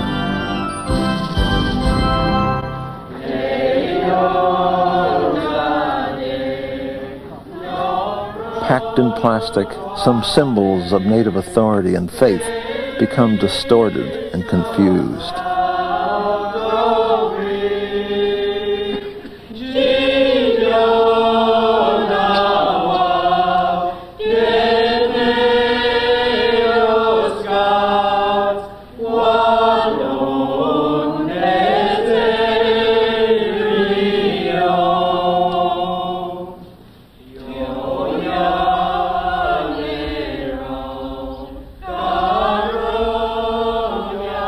The 20th century is for the North American Indian, a time when governments try to wash out Indianness and attempt to subvert the native faith, to eliminate his language and convince him that the European civilization is somehow superior. In Canada, he is called a ward of the crown. He is told all he has to do is reject his history, and he will somehow be taken care of. It is a twisted truth, and it finds its most offensive form in the residential school.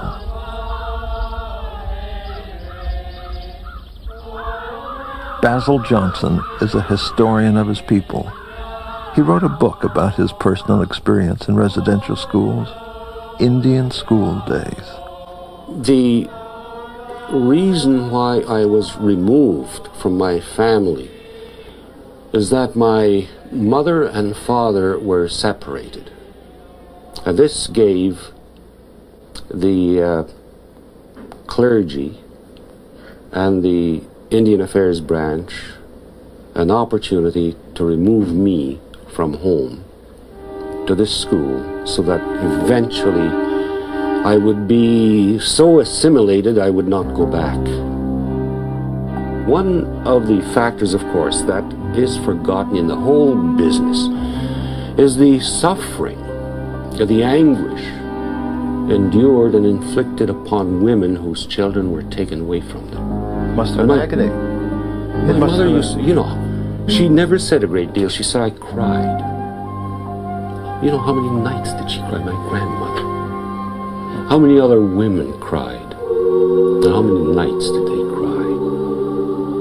To have an agency come along and say to them, we're taking 2 of your children or all of your children. And there's not a thing that those women could do.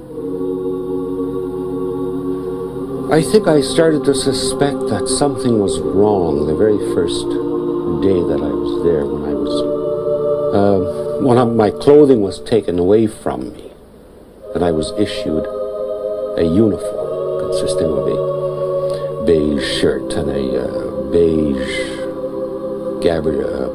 corduroy trousers and boots, and had my hair shorn. I began to feel maybe I was given away. Maybe I wasn't wanted. And that doubt was almost reinforced. At least something else was put on top of it. And that is the teaching of the church that you're a worthless person, that you're a sinner. You called yourself Inmate 43. So I was. That was my number. We all had numbers. So you really felt as if you were in jail, it sounds as if you're saying. Well, that's what it was. It was a damn prison for doing nothing. And it was the general belief, not only with the Catholic Church, but also with the Anglican Church and with the Methodist Church and Presbyterian and a number of other churches, that punishment was good for everybody. And there were things, a lot worse than strappings. There was a blow on the head with a fist, a kick in the ass with a heavy boot, a fist, be knocked down. Was there any sexual abuse? There was. There was. Hell, Mount Cashin was, 20 years behind time. And a lot of that occurred way back in as early as the 30s and the 20s. And this is why Native people hated those institutions so damn much. They never said anything about this because nobody was going to believe you. Myself, I got away, with a lot. For a variety of reasons, but yes, I did see an awful lot of abuse, physical abuse. Some kids just had it real bad. Girls getting their heads shaved and stuff like that. Head shaved for what purpose? For doing relatively minor infractions. What was there sexual abuse too? Yes, there was. One thing that I should make very clear is that sexual abuse is one part of this whole abusive experience, and I experienced sexual abuse, physical abuse, psychological abuse, and it went on throughout the entire time I was in residential school. Métis artist Jim Logan paints the agony. This painting's about basically the rounding up of our children in small villages at wherever we may have been. This one particularly is depicting a village up Ross River in Yukon Territory, where trucks came in and lists were given, to the priests before, and the names were called out, and they had to go. They had to leave their families and go. It was a law. So it must have been a terrible thing for the women. It's terrible for everyone. I've got a picture. In the picture there, you see a grandma crying in the background. In the foreground, you got a young child crying also. Let you know this is an ongoing situation, that the grandma also experienced it, and the young child is also experiencing it now and is going to experience it in the future. I guess in a lot of cases, children ran away at this time of the year, and they were always rounded up. They'd wait in the villages for days for these kids to come out of the bush until they're basically starved out or chilled out by the coming of frost in that time of the year. And they wouldn't relent. They grabbed those kids and make sure that they attended school, because it was, at that time, it was the law. There was no way about it. No way about getting the kids to stay. No escape, really. No escape. No.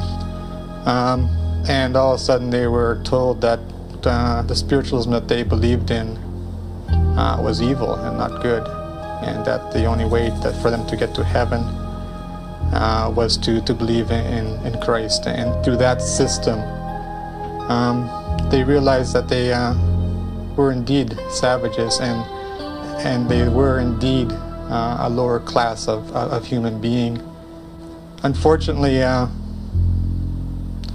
most of them took it to heart. Every week or so, the girls would save up money and they go to town with the nun, of course, and they go in, they would buy this makeup and sneak it out. Oh, every once in a while they go for walks up in the bushes behind the residential school, and they'd run up way ahead the nun, and they'd run into the bush and they'd try on this makeup. The punishment and the penance for the girls. Crimes of loneliness, the pea parade, carrying urine-soaked sheets over their heads, crying and praying for forgiveness.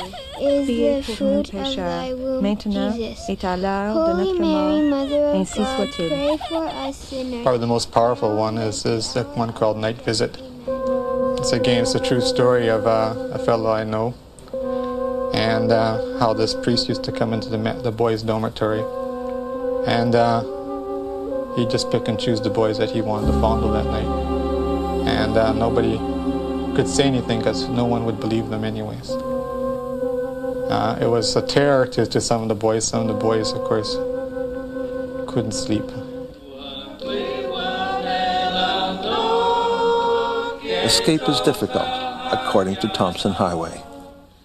I think there are elements essential, certain fundamental features of Christian theology, which are at complete odds with native theology, which essential fundamental differences that have had a tremendous impact on our lives.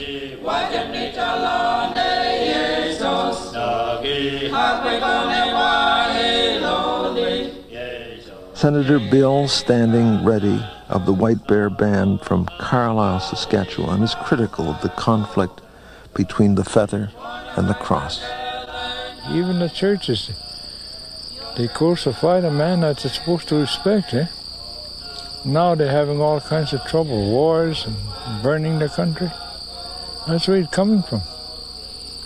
Because they didn't respect themselves. They thought they were higher than what the Creator sent down here. The restrictions imposed by the white government involves the banning of many native customs. I think that varies from tribe to tribe. Some have pierced the skin to show their sacrifice, their dedication, and offering of themselves. And it's an attempt to find revival, or something? It's an attempt to, first of all, to show appreciation to the Creator for life. They don't only pray for themselves, the Sundance Maker will pray for the tribe, will pray for the animals, will pray for the environment, and will ask the Creator for a blessing on the earth, and if that happens, then all those who inhabit the earth will benefit, you know. That's the whole concept of the Sundance and the philosophy and the teaching behind that. we always had that freedom of religion. But when the Europeans came over, the very people who were searching for freedom of religion, when they came over, our freedom ended. I think a lot of the native teachings will complement the Christian teaching in that we're to respect God's creation, and that doesn't mean only the human beings, but we must respect that other creation. The native person has been able to somehow accommodate and tolerate other religions, even if it has not been a reciprocal arrangement. Today, on Manitoulin Island, at the Catholic service, the feather is there, along with the cross, and the soft smell of sweetgrass replaces the traditional incense.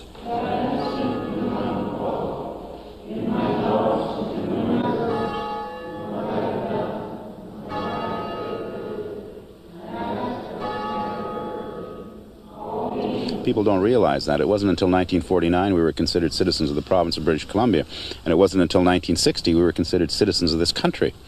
So we were wards of the government, treated as children, and they had to have a Department of Indian Affairs, to minister to us.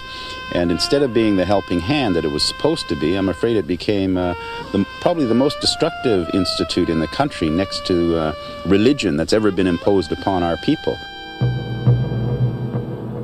I mean, the reserves are run as concentration camps by the Department of Indian Affairs, and I'm afraid it hasn't changed much.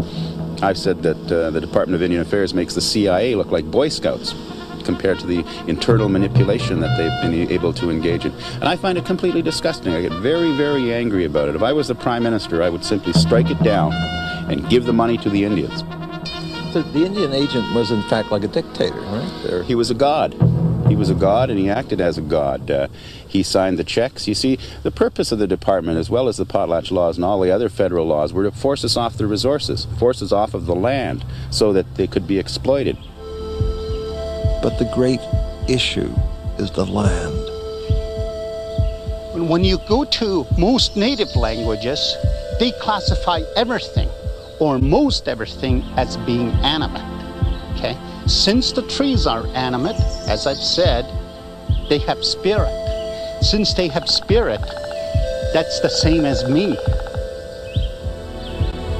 How much land is really contested? I keep seeing different figures. They say that one figure says 64% of Canada really belongs to the Indians. Is that correct? Well, I don't think 64% is correct. It's all of Canada. Why? Because... All of Canada belongs to the Indians? Yes. Why? Well, because if we can follow a recent Supreme Court decision that was decided back in 1983, referred to as the Garren case, or commonly referred to as the Musqueam case, dealing with a small Indian tribe outside the city limits of Vancouver. In that court case, the Supreme Court of Canada said that the Indian source of title to the land is from time immemorial. Okay. Secondly, they said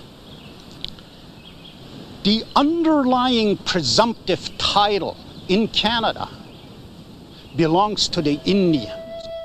Member of Manitoba Parliament, Elijah Harper, echoes a call for understanding.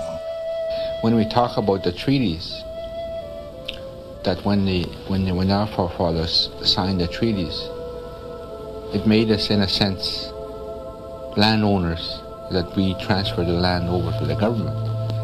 And that's why most of our great-grandfathers, when they signed the treaties, that their view was that they shared the land and resources with the newcomers that arrived here, that it should benefit everybody. Basically, though, you see the frustration has been building up over the years now. Incidents like Oka do happen, and they'll probably continue happening until something happens to let off the steam.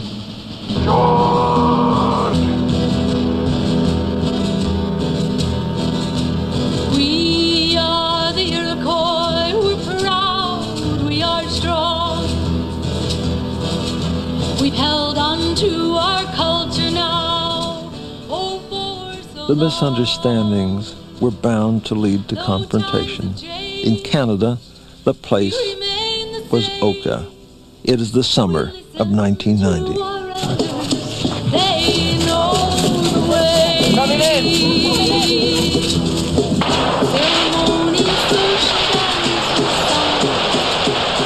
What kind of people are you? There's children here and you're shooting tear gas at us. We're not armed and you're aiming your weapons at us. What kind of people are you?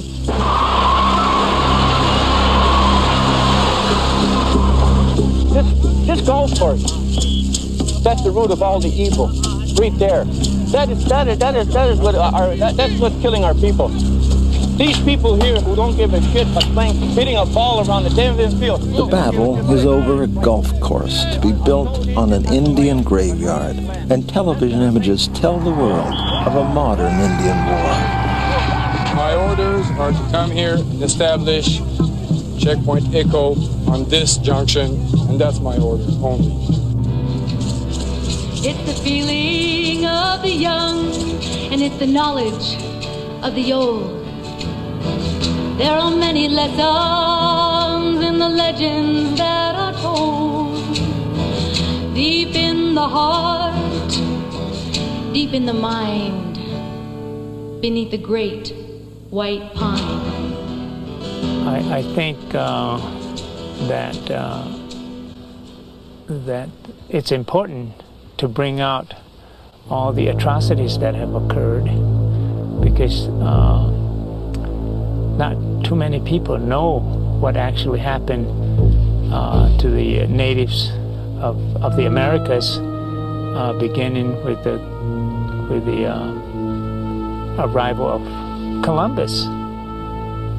Native people were almost completely annihilated, either through wars or through diseases that were brought by the outsiders. And so there's a great deal of documented atrocities that we hardly know about. And so this year, 1992, the Indian people, both from Central, South, and the Upper Hemisphere, are bringing those things out. And I think it's just a matter of letting people know what happened. And today, the Indian people, I think it's a miracle that we have managed to survive. We've paid a dear price for the right. It's a constant battle, right from the beginning. The moment that Columbus set foot on this land, it's been a constant struggle to maintain our identity, our language, and our way of life. Ojibwe artist Carl Beam. And I try to carry on the notion of Columbus sailing as a voyage. And if you continue that notion, I would say that the voyage is still not over. We are still, in fact, voyaging. To what? I don't know.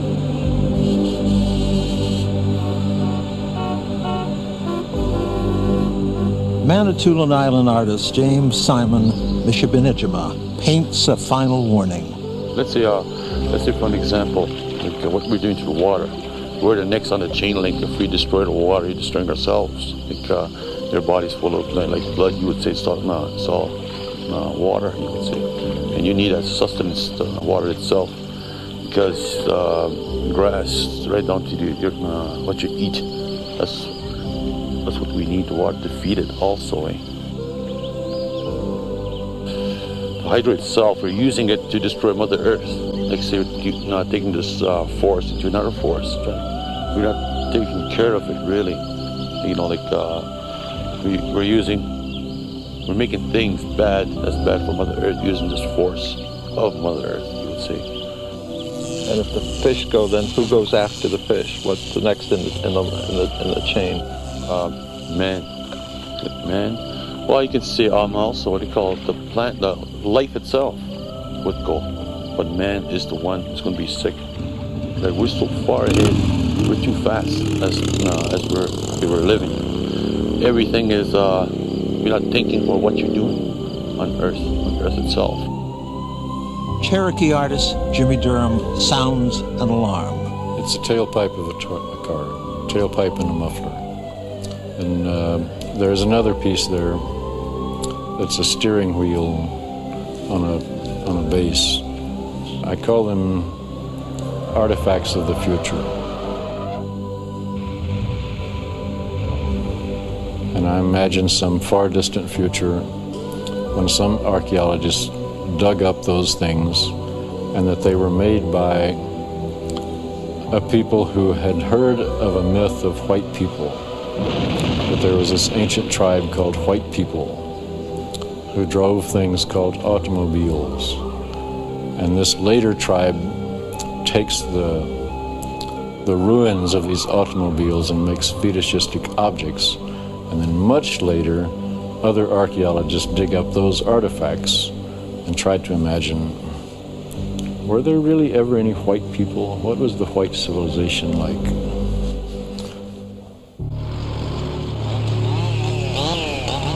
And the byproducts of the Columbus enterprise? Astronauts tell us clear-cutting scars can be seen from the moon.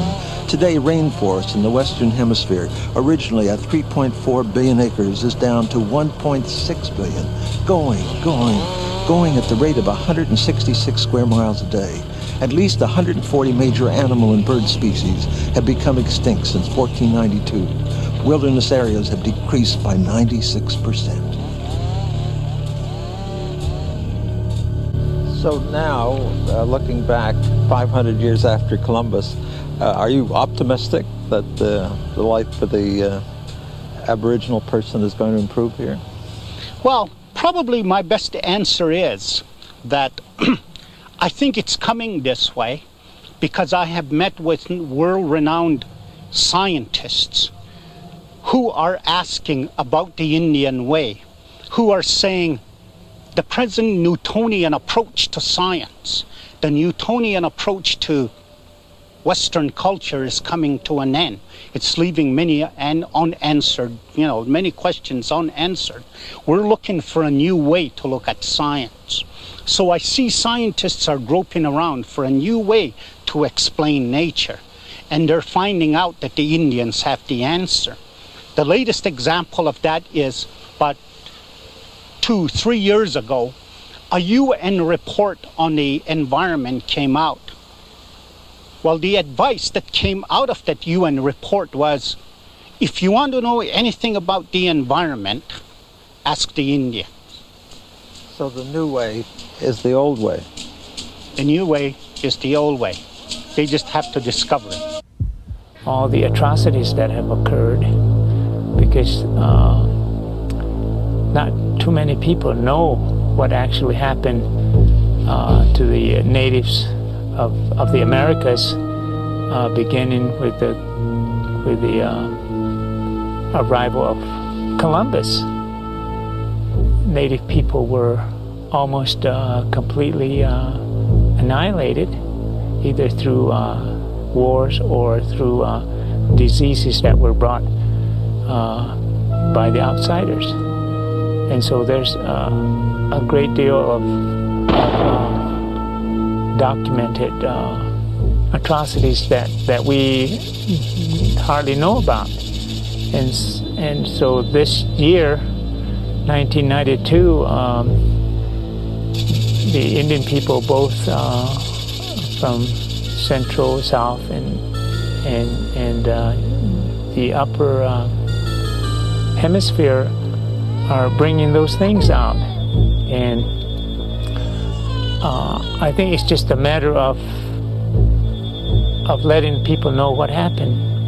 And today, the Indian people, I think it's a miracle that we have managed to survive. We've paid a dear price for the right. It's a constant battle, right from the beginning. The moment that Columbus set foot on this land, it's been a constant struggle to maintain our identity, our language, in our way of life. Ojibwe artist Carl Beam. And I try to carry on the notion of Columbus sailing as a voyage. And if you continue that notion, I would say that the voyage is still not over. We are still, in fact, voyaging. To what? I don't know.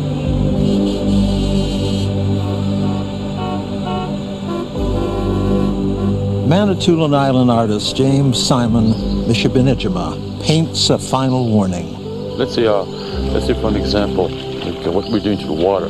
We're the next on the chain link. If we destroy the water, we're destroying ourselves. Like their body's full of like blood, you would say it's all water, you would say. And you need that sustenance, the water itself, because grass, right down to what you eat, that's what we need, the water to feed it also. The hydro itself, we're using it to destroy Mother Earth. Like say, you're not taking this forest into another forest. We're not taking care of it really. You know, like we're making things bad, that's bad for Mother Earth, using this force of Mother Earth, you would say. And if the fish go, then who goes after the fish? What's the next in the chain? Man. Well, you can say also what they call it, the plant, the life itself would go, but man is the one who's going to be sick. Like we're so far ahead, we're too fast as we're living. Everything is you're not thinking about what you're doing on Earth itself. Cherokee artist Jimmie Durham sounds an alarm. It's a tailpipe of a car, tailpipe and a muffler. And there's another piece there that's a steering wheel on a base. I call them artifacts of the future.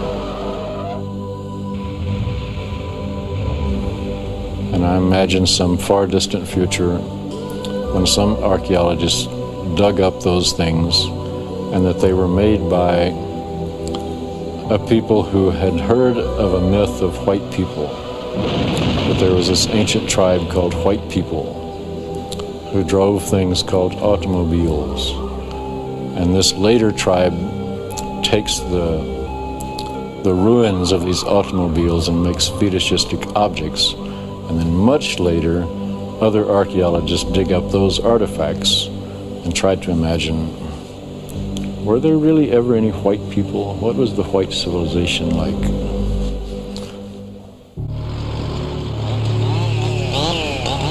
And the byproducts of the Columbus enterprise?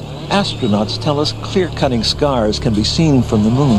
Today, rainforest in the Western Hemisphere, originally at 3.4 billion acres, is down to 1.6 billion. Going at the rate of 166 square miles a day. At least 140 major animal and bird species have become extinct since 1492. Wilderness areas have decreased by 96%. So now, looking back 500 years after Columbus, are you optimistic that the life for the Aboriginal person is going to improve here? Well, probably my best answer is that I think it's coming this way because I have met with world-renowned scientists who are asking about the Indian way, who are saying the present Newtonian approach to science, the Newtonian approach to Western culture is coming to an end. It's leaving many unanswered, many questions unanswered. We're looking for a new way to look at science. So I see scientists are groping around for a new way to explain nature. And they're finding out that the Indians have the answer. The latest example of that is about 2-3 years ago, a UN report on the environment came out. Well, the advice that came out of that UN report was, if you want to know anything about the environment, ask the Indians. So the new way is the old way? The new way is the old way. They just have to discover it. The North American Indian has been redefining himself according to his tradition.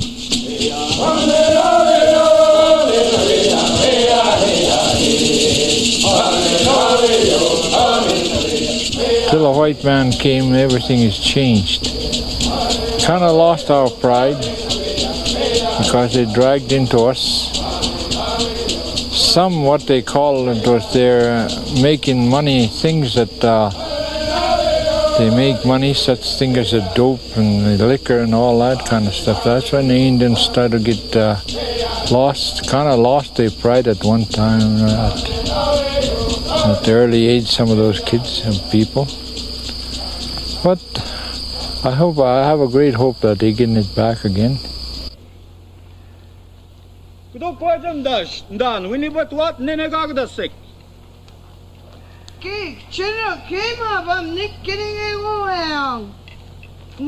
He's now developed an increased interest in his tradition and theater.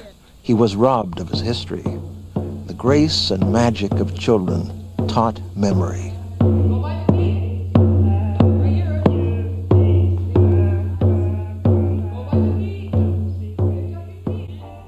When I was very young, we had no television then, so we had radio.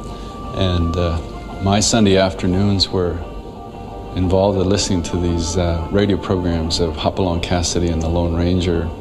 I was really fascinated by that, and I had a horse when I was young, and I asked my mother to buy me all this cowboy outfit, so I related to these cowboys immediately, because all I understood and all I heard of in these movies was this strange, these Indians, you know, that they were always, and mind you, this is radio, so you had to imagine that, to me, an Indian did not make sense. It's just cowboys and Indians, but because a cowboy that I had seen in comic books, and that, you know, was someone who rode horses. That's who I could relate to. And we went to a city school, an integrated school as they call it. In those play yards, that's when I understood, and people made me understand that I was an Indian. Regardless of what race or color you come from, or racial background you come from, you end up rooting for the good guys, of course, right? So we were subliminally seduced in that manner. Yeah.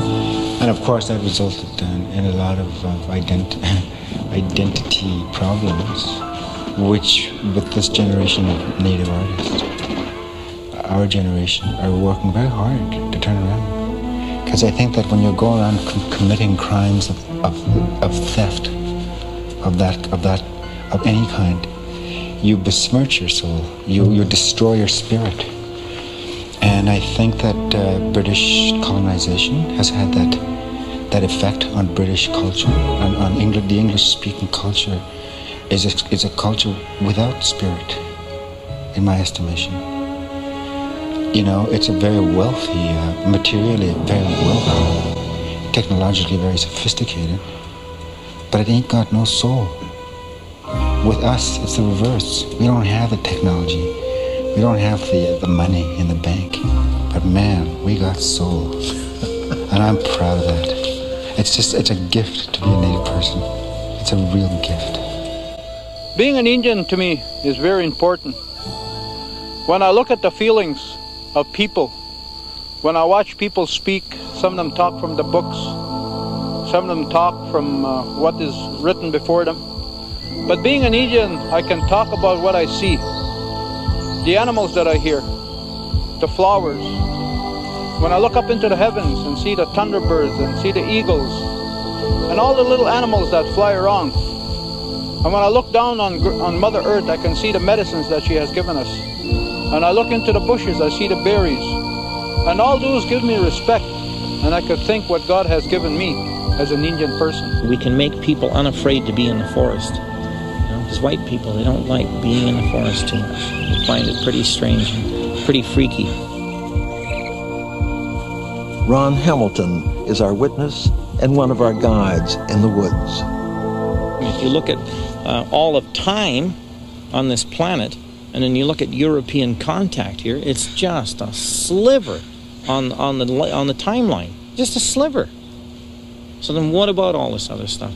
Is it worth knowing? And I'd suggest that, like I said earlier, that we seem to be at a time when people who are immigrant here, people who are immigrants and living here, they really, in fact, do want to know. They do want to feel like they have some reason to be here. And I think that most Indian people really are very glad that all these European people are here. I certainly am. I don't feel bad that you're here.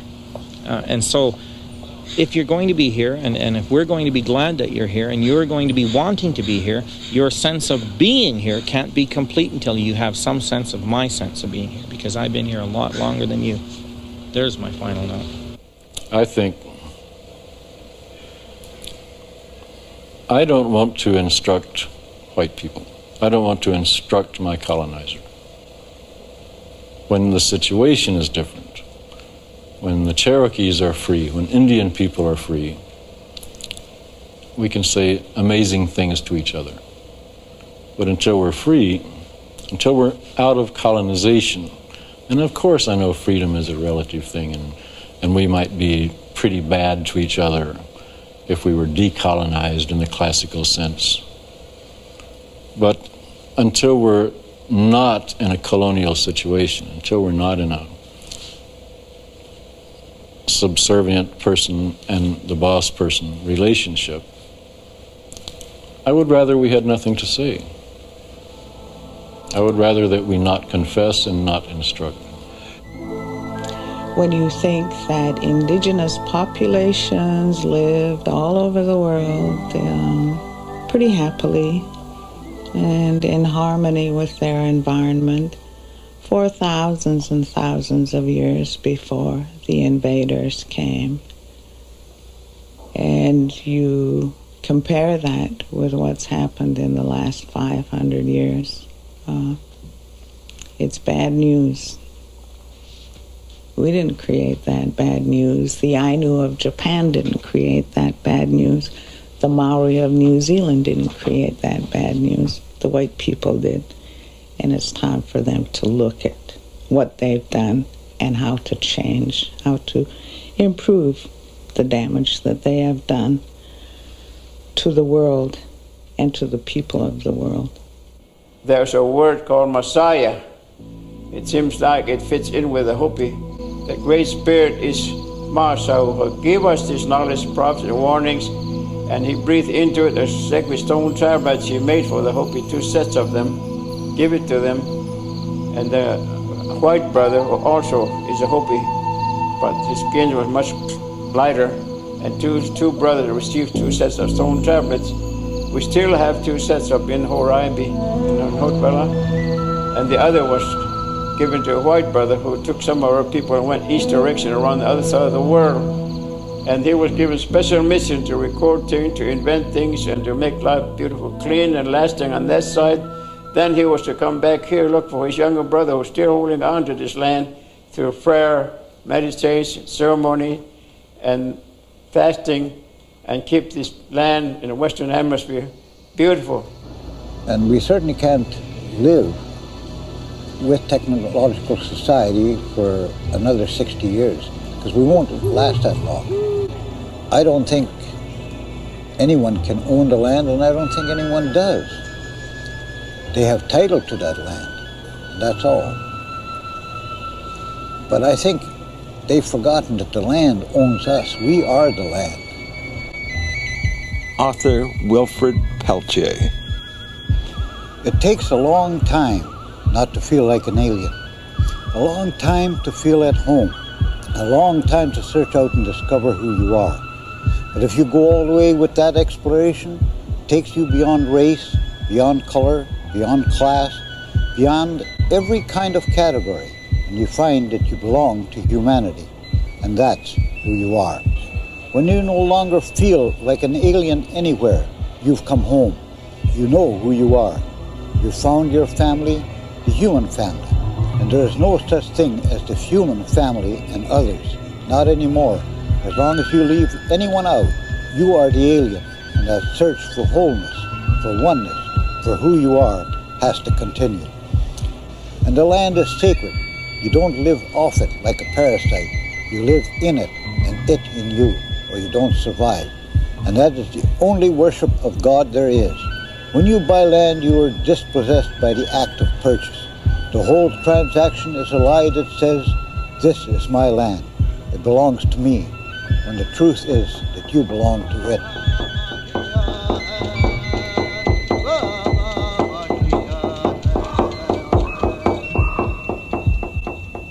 The sea has lost much of its richness, and great areas of the land itself lie in waste. Perhaps it's time for the raven to start looking for another clamshell. Perhaps truly it is we who became the dispossessed in the war against the Indians.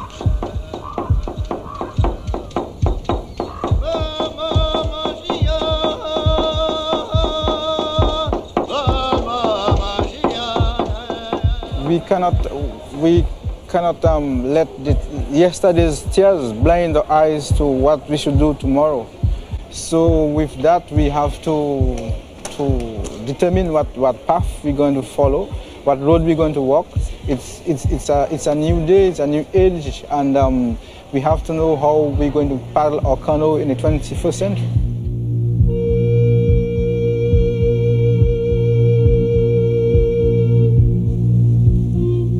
This is a sacred place where the Navajo come to pray.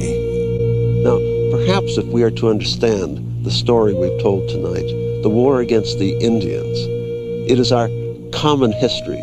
We must listen to the prayer of another great Native person, Chief Dan George. Old no Chisiam. Tas nature can what quiet not tas behave. At same puchin, says I no muchin.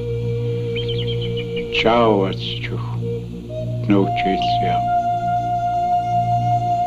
O Great Spirit, whose voice I hear in the winds,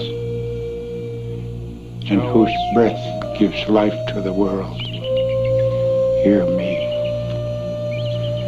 I come to you as one of your many children. I am small and weak. I need your strength and your wisdom. May I walk in beauty. Make my eyes ever behold the red and purple sunset. Make my hands respect the things that you have made, and my ears sharp to hear your voice. Make me wise so that I may know the things you have taught your children, the lessons you have hidden in every leaf and rock.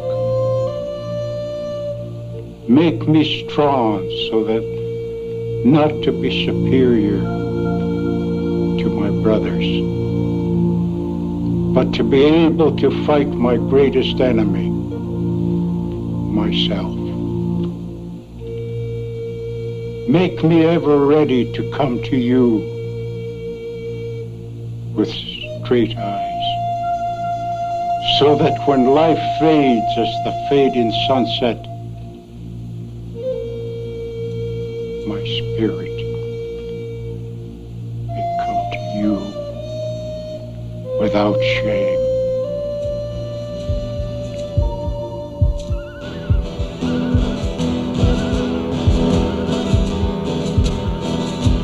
We are the Iroquois, we're proud, we are strong.